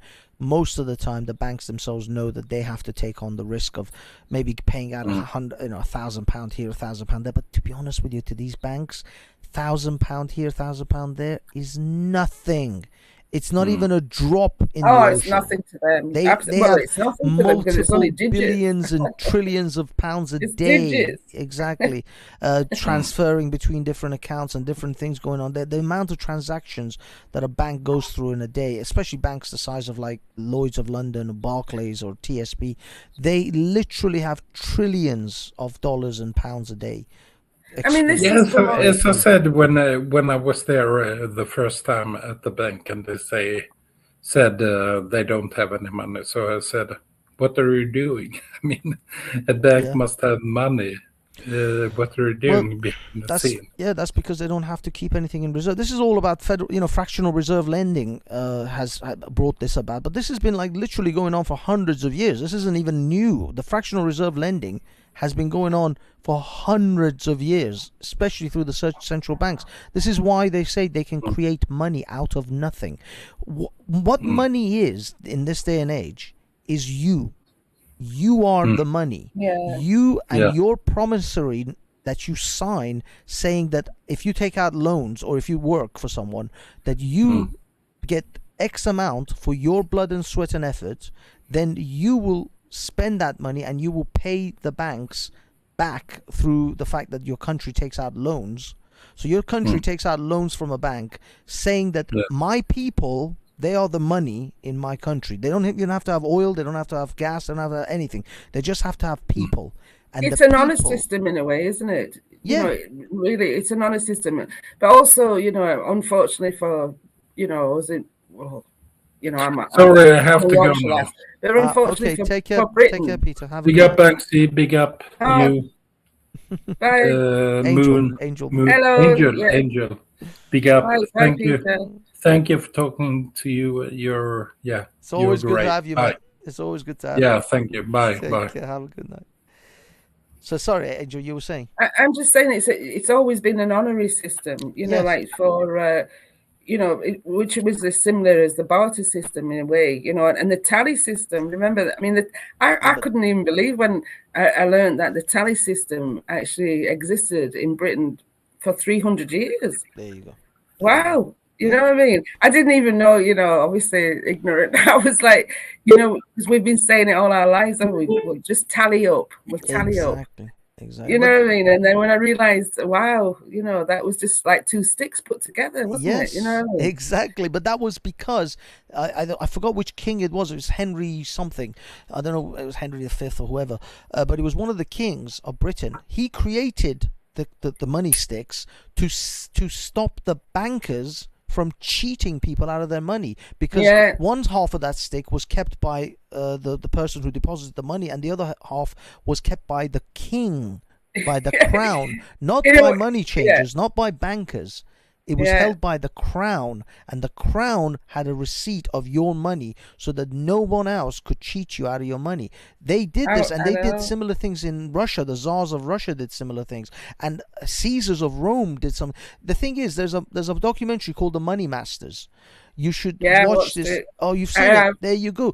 This money exchangers and money changers, and their very sort of devious system goes back as far as Jesus. It goes back further than that. Well, that's why he turned up the table in the temple, because he recognized that these money changers in the temple had a monopoly over the shekel, because the shekel was the only money that the Jews could use to give as an offering in the temple, because they couldn't use Roman coins. Roman coins had the faces of Roman Caesars on them, and they were not allowed to use any coin that had a human face on it. So the shekel was the only commodity that they could use. So the money changers recognized they had a monopoly over the people, that they could own, because the people, through their religious beliefs, could not use any other monetary system except the shekel system. It's so control, isn't it? Yes, again, and they started to abuse it, and that's it. All comes down to control. And taking away our own, personal liberty. And power. That's what it is. Yeah, because, and this is what I've been trying to say to people for ages. Someone was arguing with me about this. Ultimately, what all of this comes down to is power. Power and influence is the only thing that matters in this world. Money is just a gateway to allow you to have power and influence over people. The first control was religion. Yes. It totally was. Religion uses that power and influence and wields it far better than anything else. No monetary system can even come close. They can't compare. No, to the way that religion does it. But religion, unfortunately, but religion lost a lot of its, at least Christianity, lost a lot of its power in the West when secular and Enlightenment values came in. So it didn't have the power and sway that it used I think that you have to look at, like, the Vatican still. You look at Pope Francis at the moment. I mean, like, other popes are returning in the grave of what he's saying. So you've got to understand that he's part of this shit as well. He totally is. Yeah. Do you know what I mean? He influences the minds of how many, thousands, millions or billions of people. Do you know what I mean? Just like the mullahs do. The Abrahamic religions, they're unbelievable. All of the Bilderberg sort of meetings, they always have either bishops or the Pope show up to one of them. All of these meetings. Now, I have never seen the Pope or any bishops or cardinals show up to the World Economic Forum meetings. Now, I don't know whether these meetings were being held in secret, maybe with them. Maybe, you should Google whether to see if Pope Francis is like connected with, because the world, they don't hide anything. There's like, every time I like suspicious or anybody, I'll go on the World Economic Forum and see if like they're a part of this young leadership that's infiltrating like governments, which he doesn't deny. It's unbelievable. Like it's sad. What's annoying is like we what we call the fifth column should be the newspapers that are telling us the truth, but for somehow, there's certain people that own everything. You know what I mean? Like they're all in the same group. And that's why we're not getting the information. You know what I mean? We're not getting this information. This is the thing. This is the whole thing about like the World Economic Forum. The way I see it is that they've grown to such an extent, and they have so much hubris that they believe that they have such a monopoly now in this world that it doesn't matter. They have. It doesn't matter if the lemmings, if the plebs know about what they're doing. Yeah, he actually said it. Yeah. Klaus Schwab. He said because it's like they've got everybody in there. Exactly. Probably, obviously, I bet. Oh, the Federal Reserve, totally. You know what I mean? Well, not just the Federal Reserve. I mean, we're talking all the central banks. There you go. I'm saying that you can take that back to the Federal Reserve mostly, can't you? Well, no. Actually, the central banks of the Bank of England, Bank of France were established before the Federal Reserve even. The Federal Reserve isn't actually as old as people think. Don't forget, which like Gordon Brown gave away the gold standard. They all did, and America Nixon gave it away. We're beholden to the Federal Reserve in a way. Well, all of us. Well, I mean, we're not beholden to the Federal Reserve. We're beholden to fiat. We're beholden to the bankers, because this is what I mean about you being money. People are money now, and this is because the country, our government in Britain, because we don't have any gold reserves or gold backing our currency, what the government basically does is says, look, we will sell you bonds, national bonds, and we are the borrow money from your bank. Now the bonds are simply a promissory note saying that the taxpayer of Britain will pay its taxes, and we will take that tax money and we will give you the money we just borrowed from your bank with interest, of course. And that is how it works. So what happens? Do you want to know what the bonds are? The bonds are the people. Exactly. That's what I'm trying to say. The people. No, literally they are. They're actually, on your birth certificate. That's your bond number. There you go. So people are now money, and you wonder why these countries in Europe were begging to have refugees come in, because they were not having enough children. They were not having enough future taxpayers. They could see this down the road, that given 30, 40 years, that's one part of it. Given 30, 40 years, we're not going to have enough of a population that is able to pay taxes. We will have an exceedingly unbalanced society where there will be a lot of old people. But also, Banksy, let me tell you something. Like, you would say that Europe was mostly a Christian country, wouldn't you? Yeah. I mean, it was. It was, right. But that's the reason why this sort of influence in the minds of the families and everything to not to have children. Well, this you've got to look, you've got to sort of go back and see the programs that they're working with. You know what I mean? The thing is, from my perspective, at least my thoughts on this is, it's not that they insidiously want to transform Europe from a Christian nation to a Muslim nation. No. If the Buddhists were having enough children and they wanted to come to Europe, they would have happily invited the Buddhists to come or the Hindus to come. They are looking at people. It just happens to be that the Muslim nations at the moment are the most war-torn, are the most poor, and because of the West. To some extent, because of Western. Because of the lie. I mean, come on, the same what they did with Libya. Exactly, the wars that they waged for various commodities like oil and gas and etc. have created also refugees. I would look, Banksy. I would say that it might not have been for oil and all that sort of stuff, because, in truth, we had stuff around us in Europe. Let's face it, we've got the North Sea oil, we've got the coal in the mines. They shut the mines down, they shut the steel down. It's all by design, all this. You've got, what I mean? That's how I see it, because you've got to see, I don't know how you can't see it like that, because look what Biden's doing. Well, again, as I said, I think there's multiple things happening all at the same time. He's totally destroying. They're supposed to be the biggest thing in the West, aren't they? And he's going out of his way to destroy it. Come on, you know what I mean? He is. I mean, and especially with this war. I think it's going to be not just Biden, but you see, this is something that. Well, his government. I mean, this is the thing. This is exactly it. It's what Ralph refers to as it's never one man.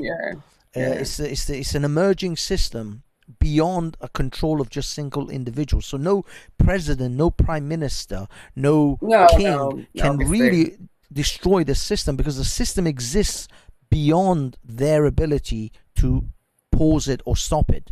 So regardless of which president sits in the White House, or which king sits at the throne of I don't know, Saudi Arabia, or what prime minister is in Westminster, it doesn't matter, because the system which is above all of them carries on with its agenda. Now they may occasionally have a bump, like Trump being elected in America, or some other populist president or prime minister being elected in, I don't know, Brazil or wherever. But those bumps are simply bumps. They're not deal breakers. They're not going to be in any way able to stop the process. It was just like, what happened with Ireland. They had to vote twice. They said, no, we don't want to be in the EU. And it was like, oh, you better vote again. You know what I mean? So it's just like what happened in America. You can't deny that. There was some very dodgy dealings going on in that. I mean, the thing is, what you expect from what we would call a third world country, not a first world country like America. Exactly. But it happened, didn't it? Yeah. The thing is, I that's why I didn't really mention. I said Trump as a bump, but I'll be honest. A lot of people say Brexit was like a bump in the World Economic Forum's plans.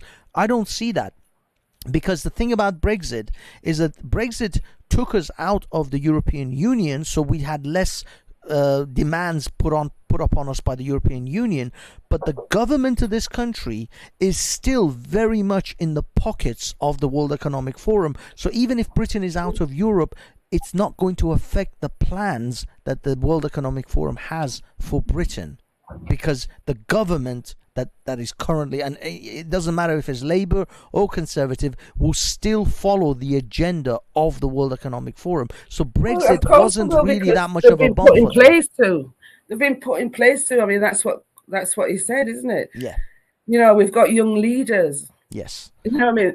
And he's talking about the next generation of young leaders. If you listen to his speech there, because I mean, they're already grooming. Firstly, he talks about Putin. Then he talks about Merkel.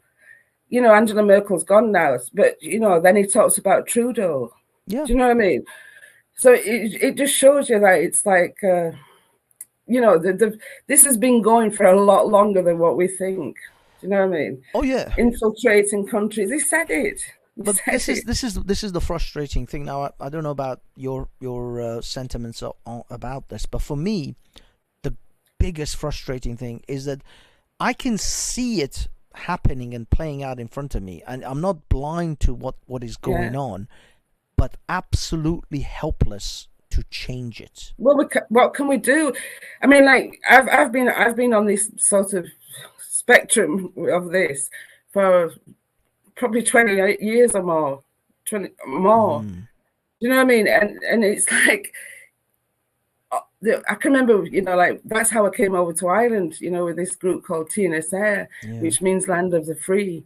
And it's like, they talked about everything, it was beautiful, chatting about all sorts of stuff, but mostly about, like, how our liberties have been taken by the government, like mandates and stuff like that. And, it's like, until people, and we always used to say that the biggest thing that could happen, even if it was like, like the television license or paying the waterworks or paying this or paying that, it would be like you'd have to have the masses to do it. And unfortunately, most of the masses are still either, well, I think a lot of them are coming away from TV at the moment, but the youth, unfortunately, they're in what you could say the metaverse, aren't they? You know what I mean? Like, they're just... Yeah, the youth... Like, they live their lives, especially with the lockdown shit for 2 years. Yeah. Can you imagine the psychology of that? Yeah. Like, not just to babies that are just not being able to see people's expressions, but, like, you know, teenagers that should have been out dating, and they're all in the psychology that's affected people is unbelievable. You know, it's a massive psyop, all this. I know, and this is the thing. Sorry, it doesn't. There, but no, it's yeah, sorry. Yeah, I mean, the thing is, it doesn't matter whether children or young people watch television or not. The TV may not be as important in their lives anymore as the internet is, but they still maintain a massive control over the most popular places on the internet. It's not absolutely that they can't control the internet, but they can control the popular places that young people want to go to. So they still have massive control over YouTube and Twitter and Facebook and all the places, all the social media sites which most young people have to. I mean, YouTube is shit now, isn't it? I remember when I first went on it, and you could search for anything, you know, like there was so much info, and you know, anything is all fucking government, like their ideology, what they want to push on it. It's got to a stage where it's like the black box in the corner, isn't it? Well, you know what I mean? It's become. I mean, I think YouTube, and this is what most people predicted, and it's absolutely coming to true. YouTube is becoming mainstream media, the way BBC and all the rest are.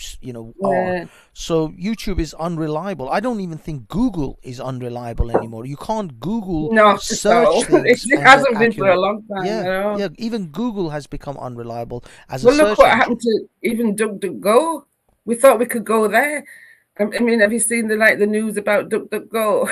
No, actually, what happened? Could you? Well, yeah, I don't know what search engine you're using, but like, just you could put it in because it's a big thing at the moment, and what they're feeding in with all this Russia hate. You know what I mean? Like, it's Oh, I see. DuckDuckGo has become very sort of pro Ukraine, anti-Russia. The censoring shit.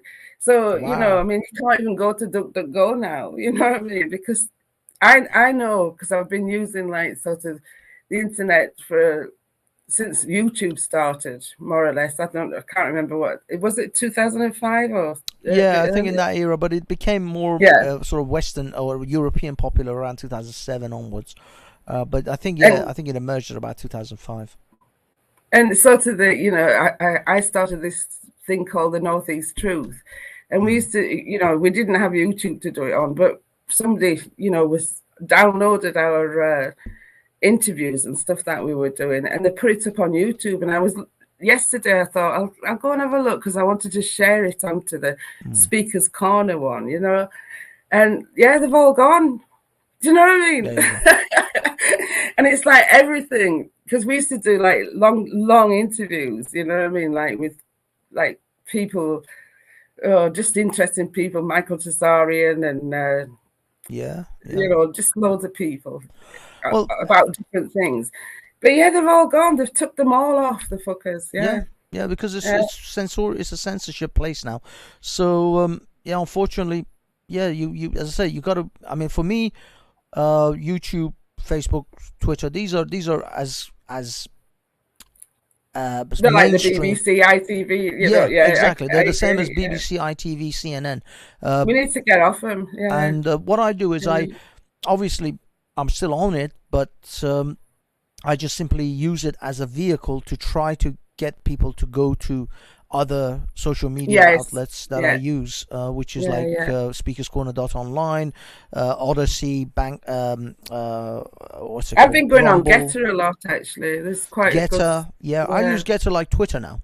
For me, Getter is Twitter, because I can actually get good info from Getter.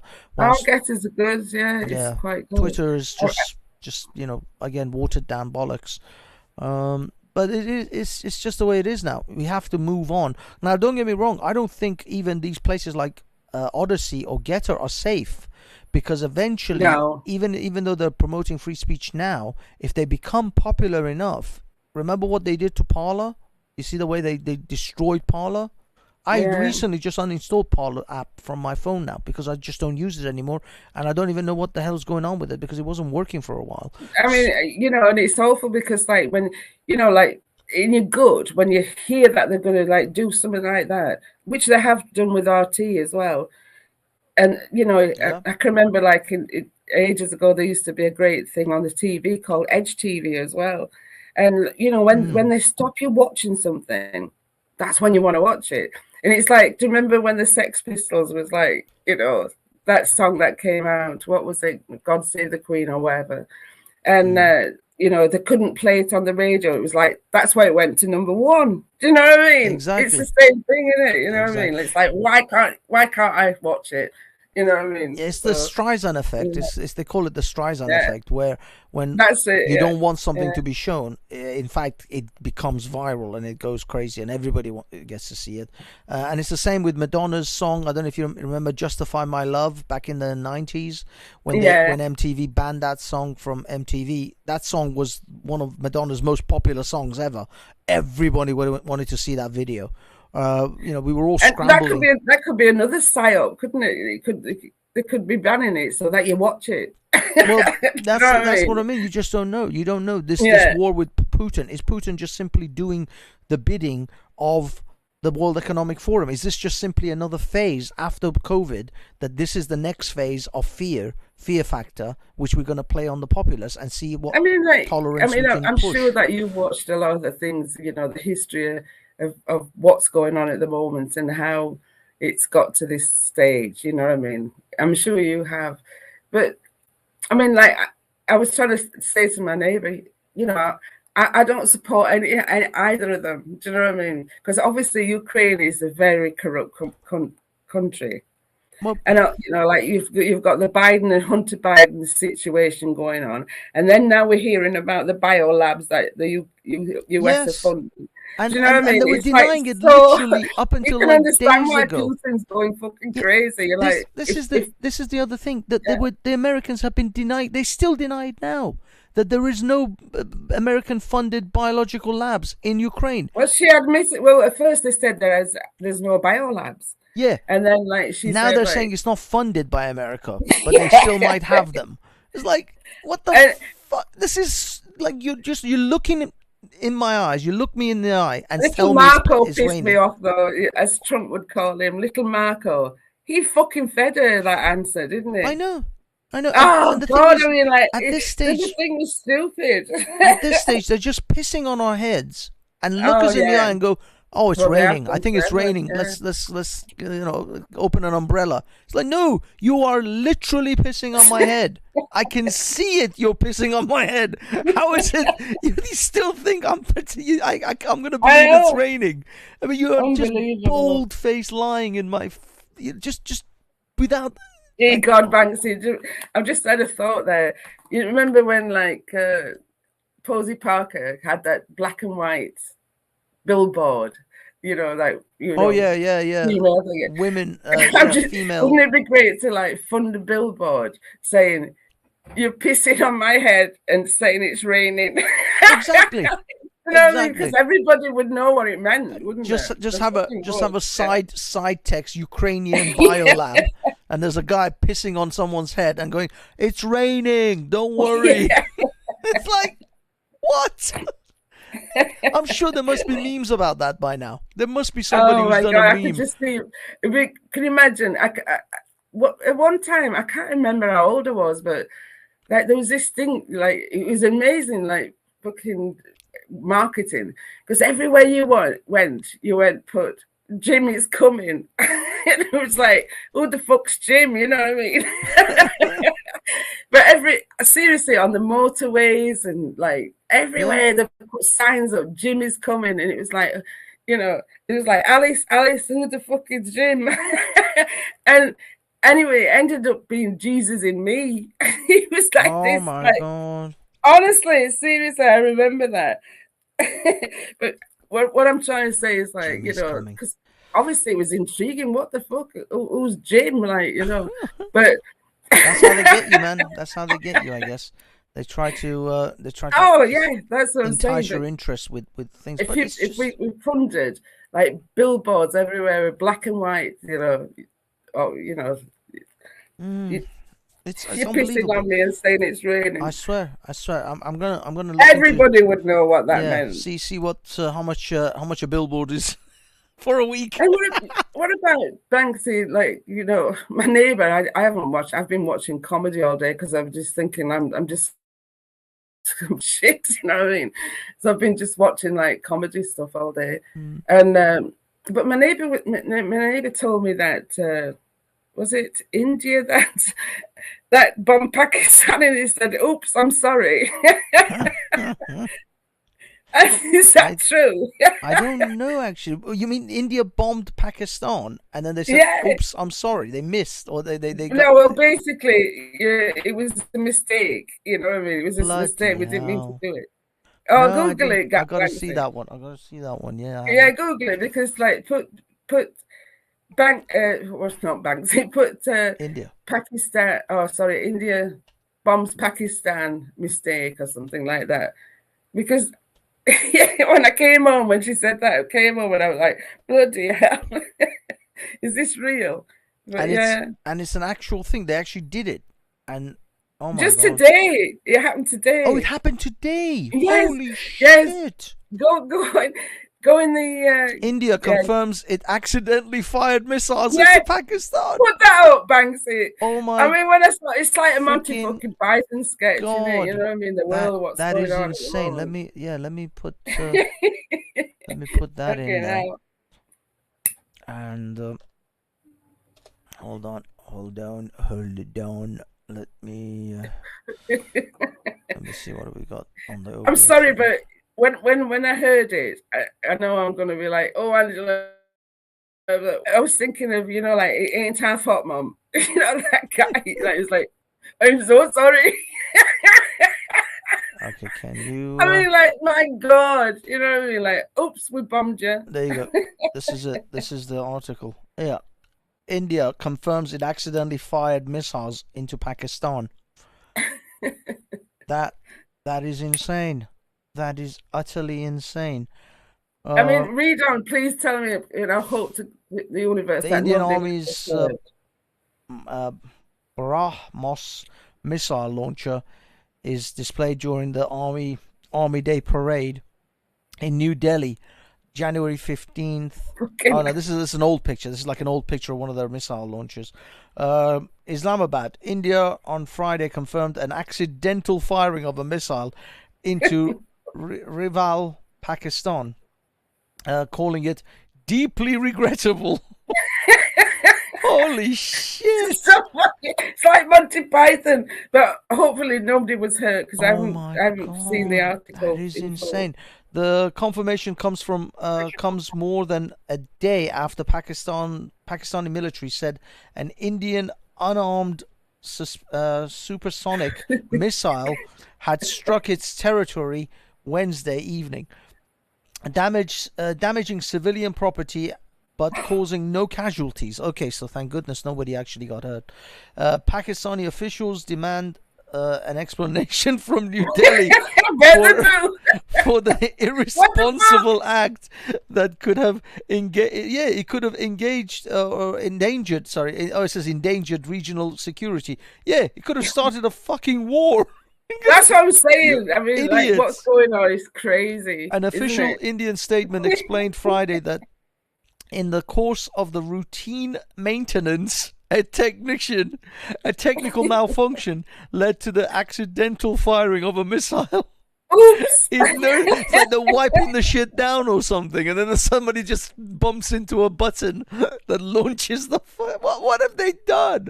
You can't make it up. You can't make this shit up. It's a fucking... No, why are you fucking around with a loaded missile? Why don't you disarm the missile if you're... I don't know what the... I have no idea what could have happened. Noted that the Indian government had taken a serious... Oh, where is it? Yeah, missile. It noted that the Indian government had taken a serious view and ordered a high-level investigation into this incident. Oh, you better have. That's money for the boys, isn't it? We'll have to have a high-level investigation on this for about 5 years. Yeah, that's money for the boys. Of course, they have to. They can't not do anything. They're like, no, I know, we just launched the missile. Just like always, you know what I mean? Like, yeah, exactly. It's typical. Yeah. Well, lessons were learned. An inquiry was taken place. Lessons were learned. Of course, lessons were learned. Don't fucking launch your missile missiles into Pakistan. At least You point just have them to away get around from the table and Pakistan. you say, "What the fuck did you do?" Well, I'm sorry, we didn't mean to do it. Well, give us compensation. All right, we will. We'll give you some money and rebuild what we fucking bombed. So sorry, we did. And then no, they have to have 5 years, and then they'll lock it away for 100 years, so nobody can see it. I mean, yeah, there's another segment to this. It says it is learned that the missile landed in an area of Pakistan. The statement said, while the incident is deeply regrettable, it is also a matter of relief that there has been no loss of life due to the accident. Yeah, you're fucking lucky. You would have started a major war with Pakistan because of this bullshit. Pakistani National Security Advisor Moeed Yusuf swiftly raised questions and criticized Indian assertions. He said in a statement that it had taken more than 2 days for New Delhi to accept. Oh, it took them 2 days. This wasn't launched today. This was launched 2 days ago. Oh my god! I think the news just broke. It's taken them more than 2 days for New Delhi to accept this was their missile launched. they were fucking pretending it wasn't them. It's not us. Wasn't me. Ostensibly. It's like kicking a football into your neighbour, your nasty neighbour's garden. Wasn't me. Who the fuck were they going to blame? Like, I don't know, it was Sri Lanka. Sri Lanka did it. Oh my god. Oh my god! It was him. Launched ostensibly. It was Russia, obviously. Why didn't they say it was Russia? During maintenance. Idiots! Oh my god! Oh I know, it's so funny. This is unbelievable. If you didn't laugh, you'd cry. You'd never stop crying, wouldn't you? This is just unfreaking believable. Oh man, what a world! What a world we're freaking living in. Oh. We've got to talk about Jussie Smollett. Come on now. Jussie Smollett. Oh yeah, of course. Jussie Smollett. Yes. And I mean, it was classic. Did you watch it, Banksy? I didn't. Go ahead. You give me the lowdown on what happened. I couldn't help but watch it because obviously I've been following that. What an arse he is. Do you know what I mean? Obviously. And the judge gave him a beautiful roasting. Absolutely roasted his ass. Totally. And he got 150 days in jail. Oh my God! Was it suspended? And apparently, jail is different to prison in America. Okay. So he's not going to prison, but it's like a local jail. I think it's like a county thing. I don't know. Yeah. But it's totally. They do differentiate. Yeah, because prison is a federal level.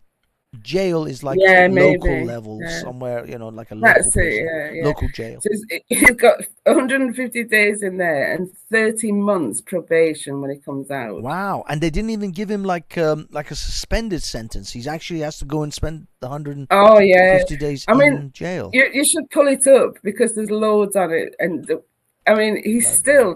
judge gave him a beautiful roasting, saying, how disgraceful he was for what he did. And anyway, so the judge at the end, he gave him his sentence and he said to him, "Have you got anything to say?" And so he pulled his mask down and he said, "I just want to let you know that I'm not going to commit suicide." He's like, he's not going to commit suicide in jail. Yeah, that's what he says. He says, "When I'm in there, I'm not going to commit suicide. And if anything happens to me, I want you to let you know I'm not going to commit suicide." And then he says, all respect to you, Judge, but I'm an innocent man. I didn't do this. He's still not not admitting it. Yeah. You should pull it up. There'll be loads on it. It's fucking classic, seriously. And then he goes out the courtroom, obviously escorted by the police into the jail, and he's got his fist up in the air, talking about black rights. Okay. What a fucking hypocrite! I can actually see if I can. But I tell you something. If you can, you should listen to the judge. What he's, it's quite. He spent a long time, discussing everything about the case before he sentenced him, and he gave him a right roasting. It's beautiful, seriously, and he deserves. I'm gonna try to share the. Hold on. Where is it? I'm going to try to share. The problem is. I want to know what the judge said to him. I have to. I have to do it through this program, and it's just. Let me. This is his speech. I'm gonna try to. Can I just tell you? Oh, this is the judge's speech. No. Well, this is, as far as I can see, this looks like the speech Smollett is making. Well, let me post it here. Okay. Yeah, this is he's saying he's innocent and all that jazz, but I have to share this now with the audience. Can you hear it when I play it? Let's see if you can hear it. Because not everybody can always hear them. No, I was just like. Can you hear that? Oh, damn it. Sorry, Angel. Can you hear it when I played the little segment? I can't hear it, but I'll try it on. Hold on.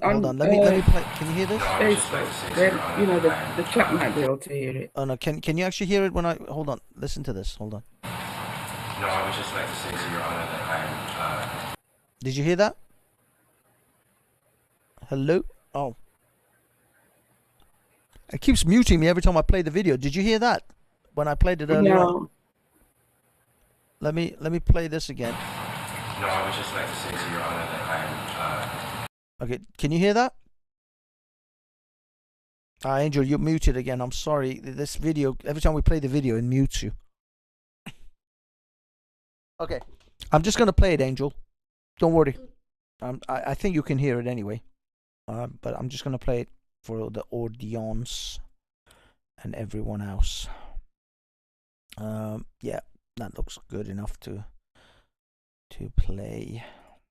No, I would just like to say to Your Honor that I am not suicidal. That's what I was trying to say. Okay. I am not suicidal. Okay. I am not suicidal. I am innocent, and I am not suicidal. If I did this, then it means that I stuck my fist in the fears of Black Americans in this country for over 400 years and the fears of the LGBTQ community. Your Honor, I respect you and I respect the jury, but I did not do this. And I am not suicidal. And if anything happens to me when I go in there, I did not do it to myself. And you must all know that. I respect you, Your Honor. I respect your decision. Jail time. I am not suicidal. Okay. Does he? Oh my god. Oh my god. Does he think he's gonna get like a what do you call it? What's it? Epstein. Is he gonna get an Epstein welcome in prison? Is that what he's afraid of? He's gonna get Epstein. That's what everybody's saying. Like, he thinks he's Epstein now. You know what I mean? Why? But why? You know what I mean? Oh my god!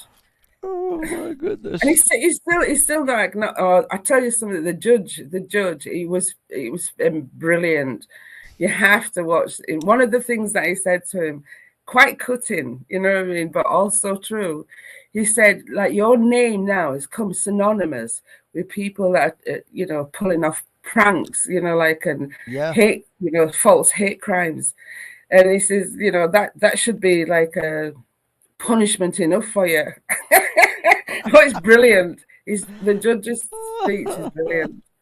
But yeah, actually, let me see if it's okay. I'm gonna finish my. Actually, let me see. Is this the judges? Oh God, this is a long one. Oh my God, it's 40 minets long. It is, but you should just listen to it for yourself. Yeah, I'll listen to it to myself because I wanna wrap up the show now, and I've got to do a couple of other things that I still have to play. We never even got to discuss Mohammed Hijab's video. It's just like we played the intro and then the whole thing. Would you put the link for that into the chat, because I've not seen that. Oh yeah. I'll post that into the main chat here. I know it's on her channel, isn't it? It's on Michaela. Yeah, Michaela. I'll just go Peterson's to her channel. channel. But yeah, I'll post it in the main chat, and if you just go to Michaela Peterson, you'll find it. But yeah, I'm just gonna I'm gonna call this a day now because I'm just. It's lovely speaking to you, Banksy. It has been, my dear.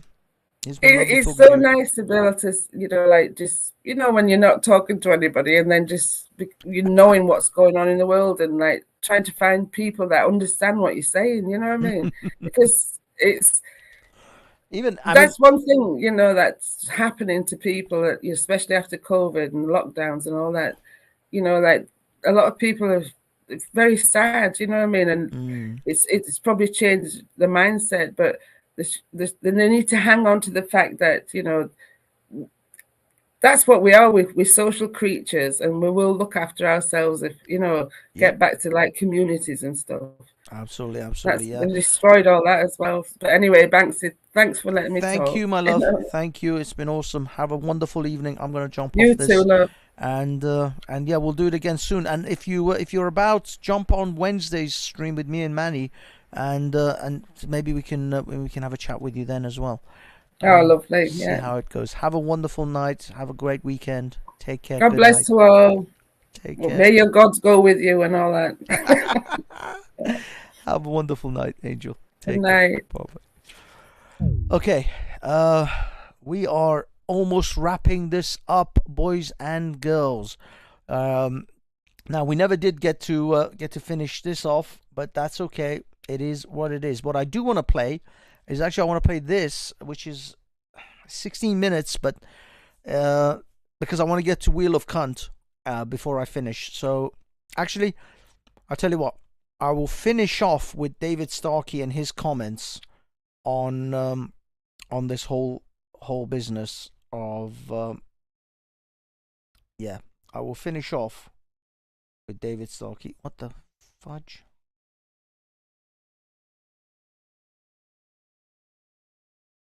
What the hell's going on here? Okay, we're good. It's okay. Sorry, my Wheel of Cunt got a little bit stuck, I suppose you could say. Whoa, what the hell? That's gone a bit dodgy. What is that? Yeah. Okay, I'm gonna play that after I play the Wheel of Cunt. But I actually have a little thing for Wheel of Cunt this evening, boys and girls. I've decided the Wheel of Cunt requires a little intro. So I have found a suitable intro to the Wheel of Cunt.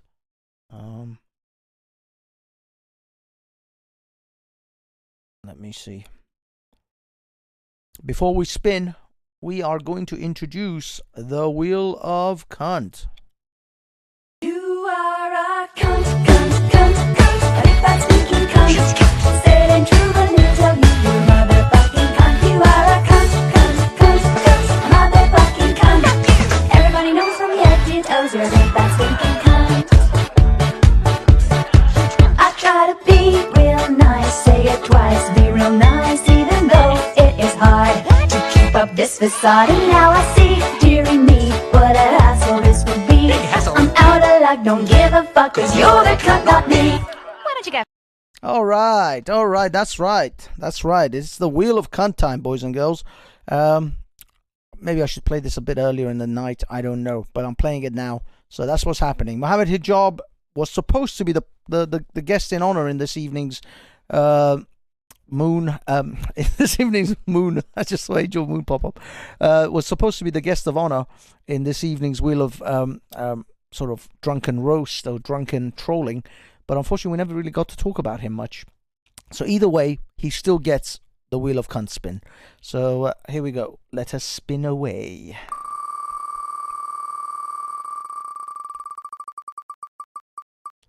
Oh my god.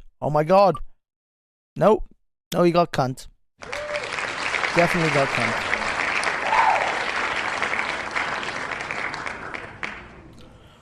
Okay, now, as is tradition with the Wheel of Cunt, we will go best out of 3.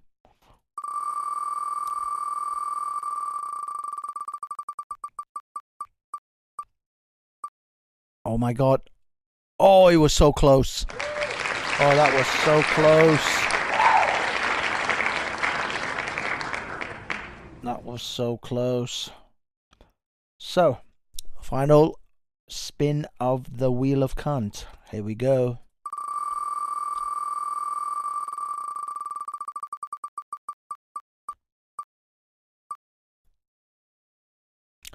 And there it is. Mohammed Hijab gets 3 out of 3 cunts. I'm sorry, Hijab. It's not in my hands. The wheel has spoken. Okay, now I'm going to finish this evening's little video off with this David Starkey one, because I haven't heard it myself, so this will be a live reaction to it. Where is it? There it is. Yeah, let's hear what Starkey has to say about Le Poutine. World headquarters of common sense. Talk radio. Oh, isn't it this extraordinary incantation? We believe in a rules-based world order. The world stands together. Not a mention of China. Not a mention of India. Not a mention of Pakistan. Pakistan has proclaimed its closeness to Russia. The Russian foreign minister, the Chinese foreign minister, has just said we're as close to Russia as ever. You know, there is that sense of utter unreality. And the notion that you can stop a war by cutting off credit card payments. Just think what they were saying. Do you sense, I mean, obviously... No, I'm really putting... I do like Starkey, though. He is like raw to the bone. He doesn't fuck around. He just cuts right in. And they did try to cancel him, and I don't think they'll ever succeed, because he actually is a man of character and content versus these shallow, hollow, virtue signaling pricks that try to have someone like him cancelled over Twitter.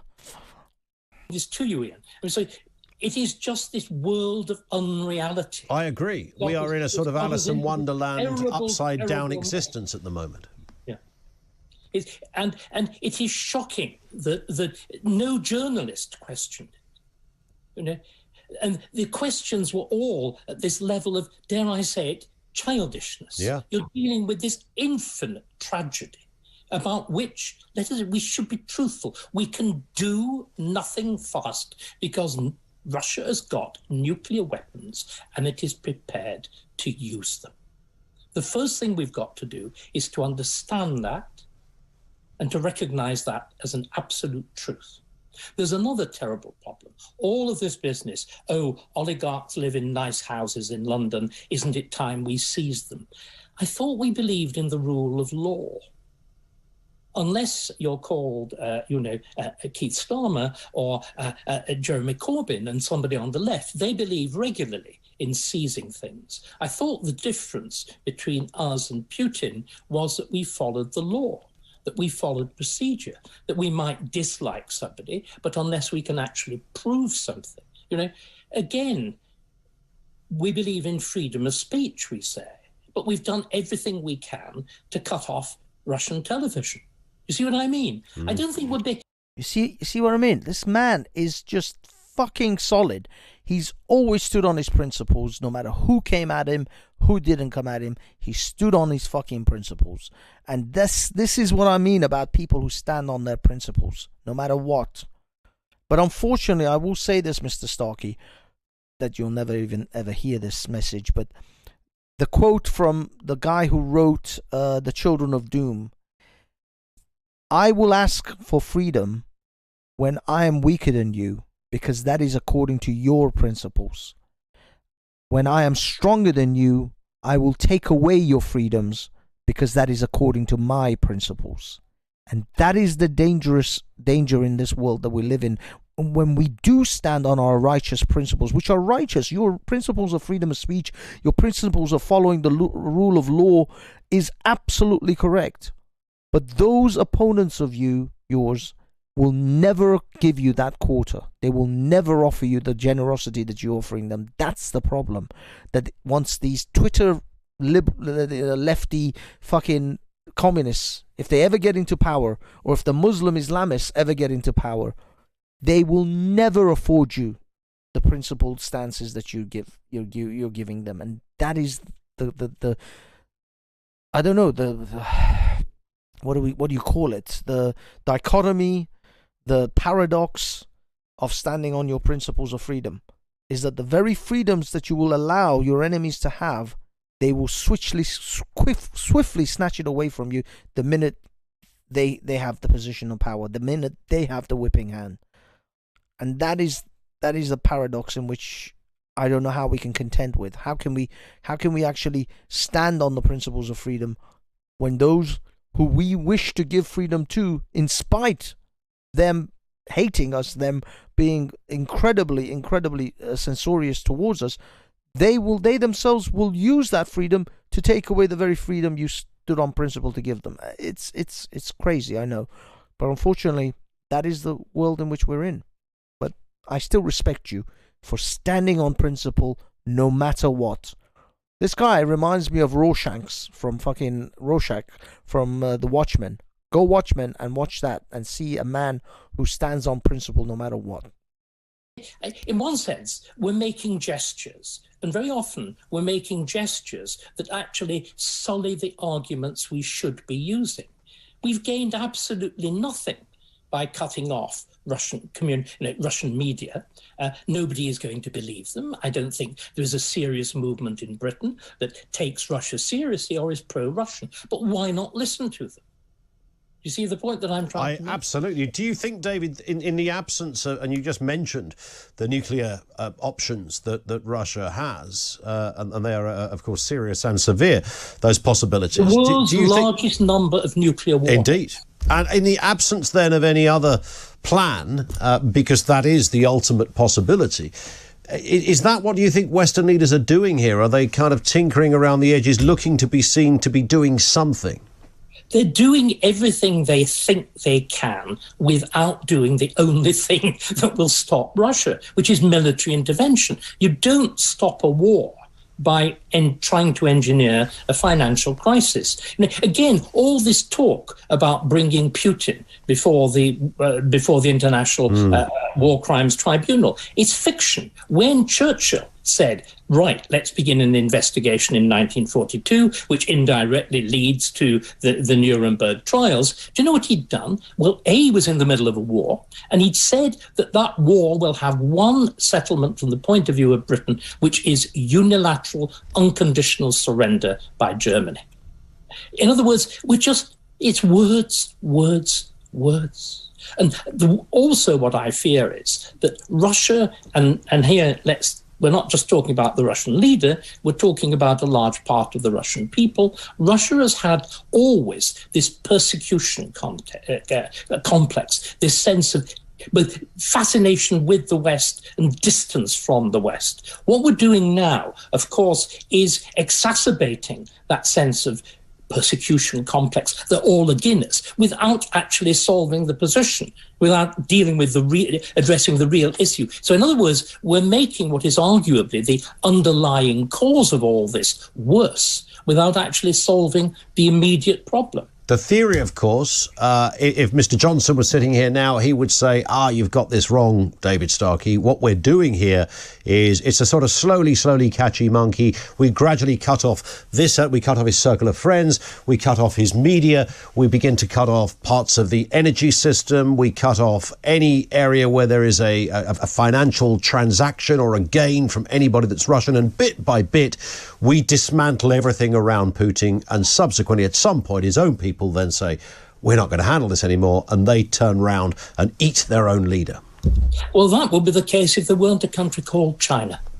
And if China were not equally anxious for Russian oil and for Russian gas and for Russian raw materials, and we haven't yet talked about corn, we're going to see a food crisis. Russia and Ukraine between them produce a third of the world's traded grain. I'm afraid your morning cereal is going to get very, very much more expensive. Yeah. And what, of course, China wants to do is to create an alternative world system to the West. It has now got, thanks to Putin's rashness, it's now got Russia like that. What we will see is a new system for international payments that focuses on Russia and China. We'll see new systems of world trade. So what we've had And the world leaders were right. Since 1989, we've had genuine globalization. We brought in China, we brought in Russia, we brought in India. What we're going to see now is the world of 1984. We're going to see separate world blocks, which will be world trading blocks. They will be different in terms of their values, what we call world values, only democratic values. That word, do you know, only 20% of countries are fully democratic. 1 in 5. So there are going to be these rival blocks. They're going to be militarily rival. They're going to be rival financial systems. There will be separate internets. I predict very soon that the actual internet will fragment.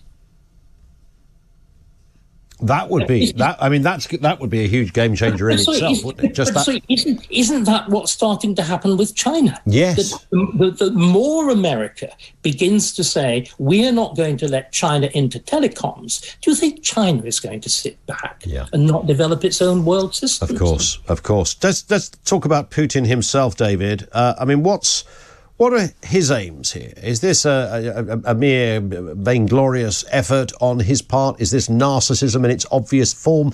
Is he the new Russian Tsar? Does he see himself in those kind of terms? I think he sees himself as the Russian Tsar. And again, in other words, he sees himself as Peter the Great, who conquers one half of the Ukraine, and maybe is a cross-dresser, as Catherine the Great, as the other half, who conquers the other half of the Ukraine. But what we've got to do is, Russia is an empire. China is an empire. We burble in. I'll be honest with you, I as much as I don't really agree with this analysis of the globe, certainly the internet being fragmented, I don't think he understands distributed systems and systems that aren't actually fragmented. The internet is fragmented. The whole point of the internet is that it is fragmented. Now, China can go ahead and try to create their own, effectively what they would call the intranet, not the internet, but it will be an internal system. North Korea probably has one. Iran has one. A lot of countries have one. But that still doesn't mean that the people of China will not be able to find their way to the internet. People have been trying to block off the wider internet since its inception. As I say, Saudi Arabia is prolific in that, and so is Iran, but people still find their way out. You can try to create your own little block of an intranet or an internet that's free between you and China and a couple of other countries, but the internet itself will always exist, the overarching internet, because it is already distributed. It's fragmented by its nature. So I'm sorry, I don't think he understands the internet and its technology if he thinks that this blocked up sections of the internet can exist. It just doesn't work that way. But as far as Russia and China working closely together and isolating the Western world, then I can see that with their energy supplies and so on and so forth. They no longer wish, if they don't come to any of the energy or climate change conferences, and they're just going to carry on burning fossil fuel like it's going out of fashion. I wouldn't see any reason why they would want to adhere to climate change issues, unless the climate change issues become so vastly globally important or affects our day-to-day lives in such a traumatic way that the Russians and the Chinese have to simply be more green, because their country is going to drown or it's going to have all sorts of problems. So maybe but I think that Russia and China are going to pull out of a lot of international commitments to a lot of different things. And they will, they'll isolate themselves off, and they'll have Iran and Pakistan and India, who are, especially India, another emerging superpower in the world. I don't know how long the West is going to. This is the start potentially of the end of American and Western hegemony in the world. I think this is simply the start of the beginning, and there's a lot more to come. The petrodollar is really where it's all at. Once the United States falls, in the sense of the dollar no longer being the world's currency, the world's reserve currency, oh, shit's gonna get real.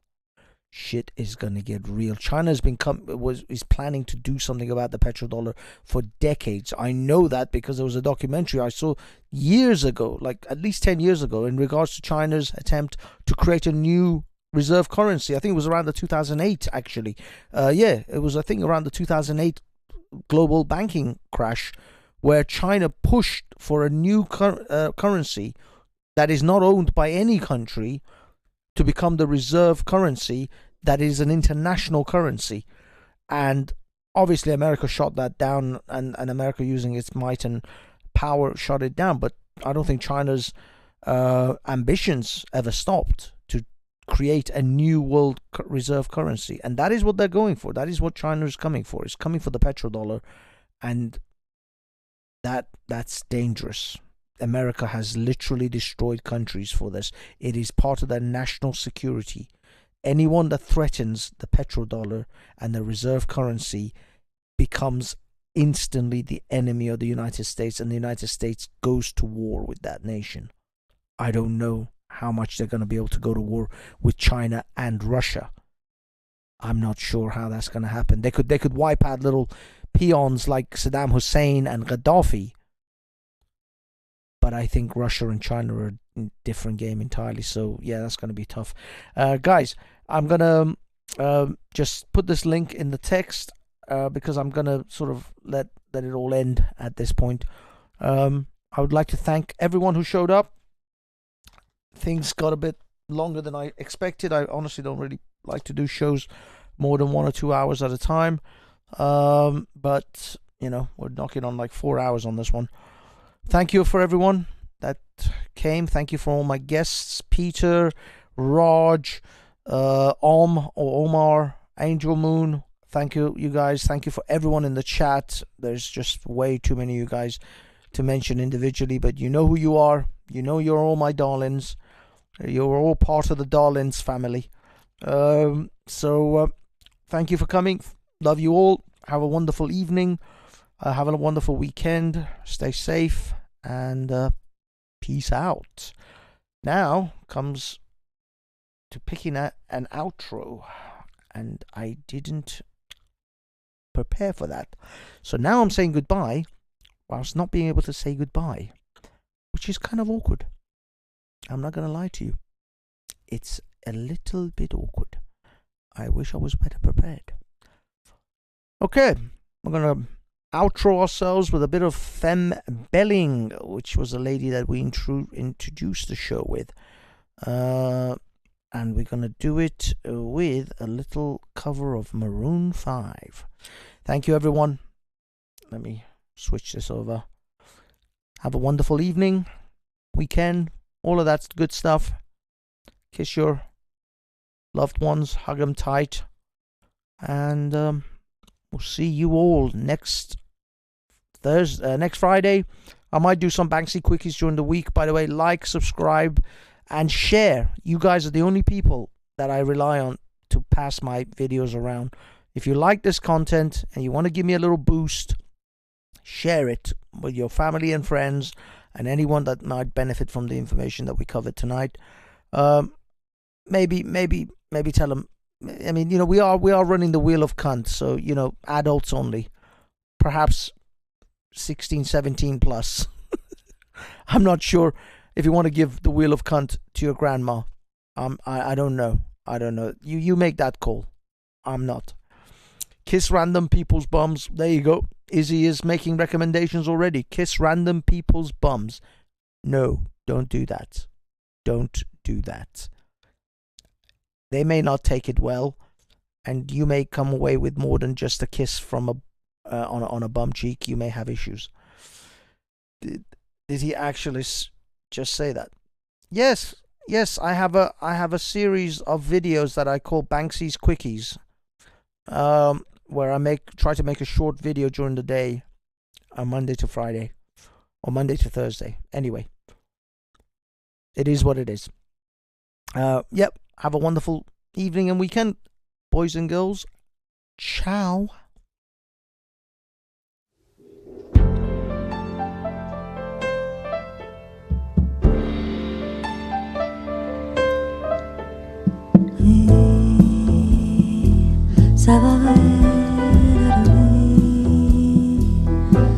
Just shoot for the stars.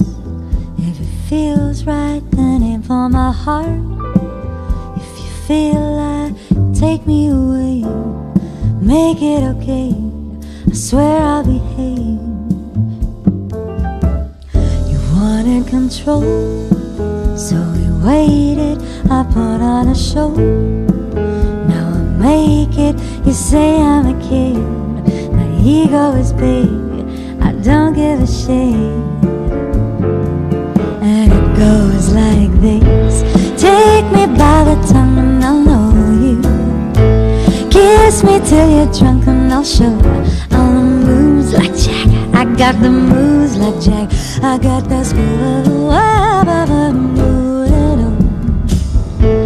I don't need to try to control you. Look into my eyes and I'll own you with the moves like Jack. I got the moves like Jack. I got the moves. Suddenly,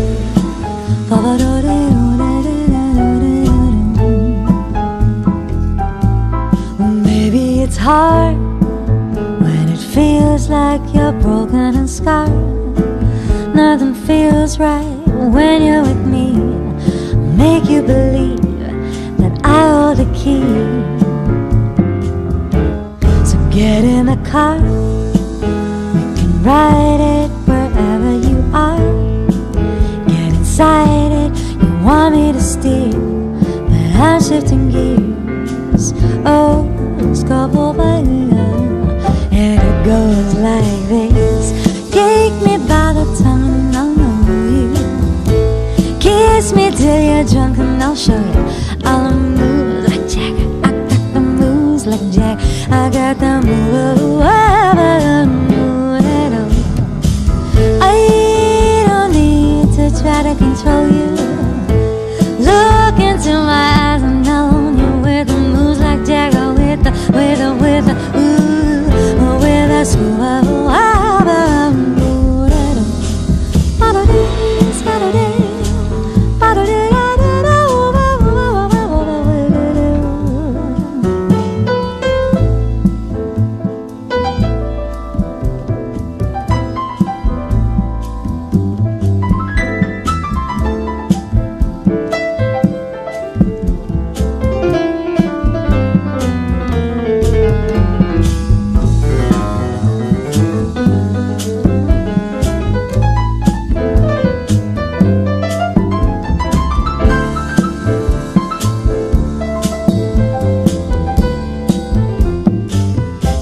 goes like this. Take me by the tongue and I'll know you. Kiss me till you're drunk and I'll show ya all the moves like Jack. I got the It started. I'm gonna. like Jack. I got the moves. I don't need to try to control you. Look into my eyes and I'll own you with the moves like Jack. I got the moves like Jack. I got the moves.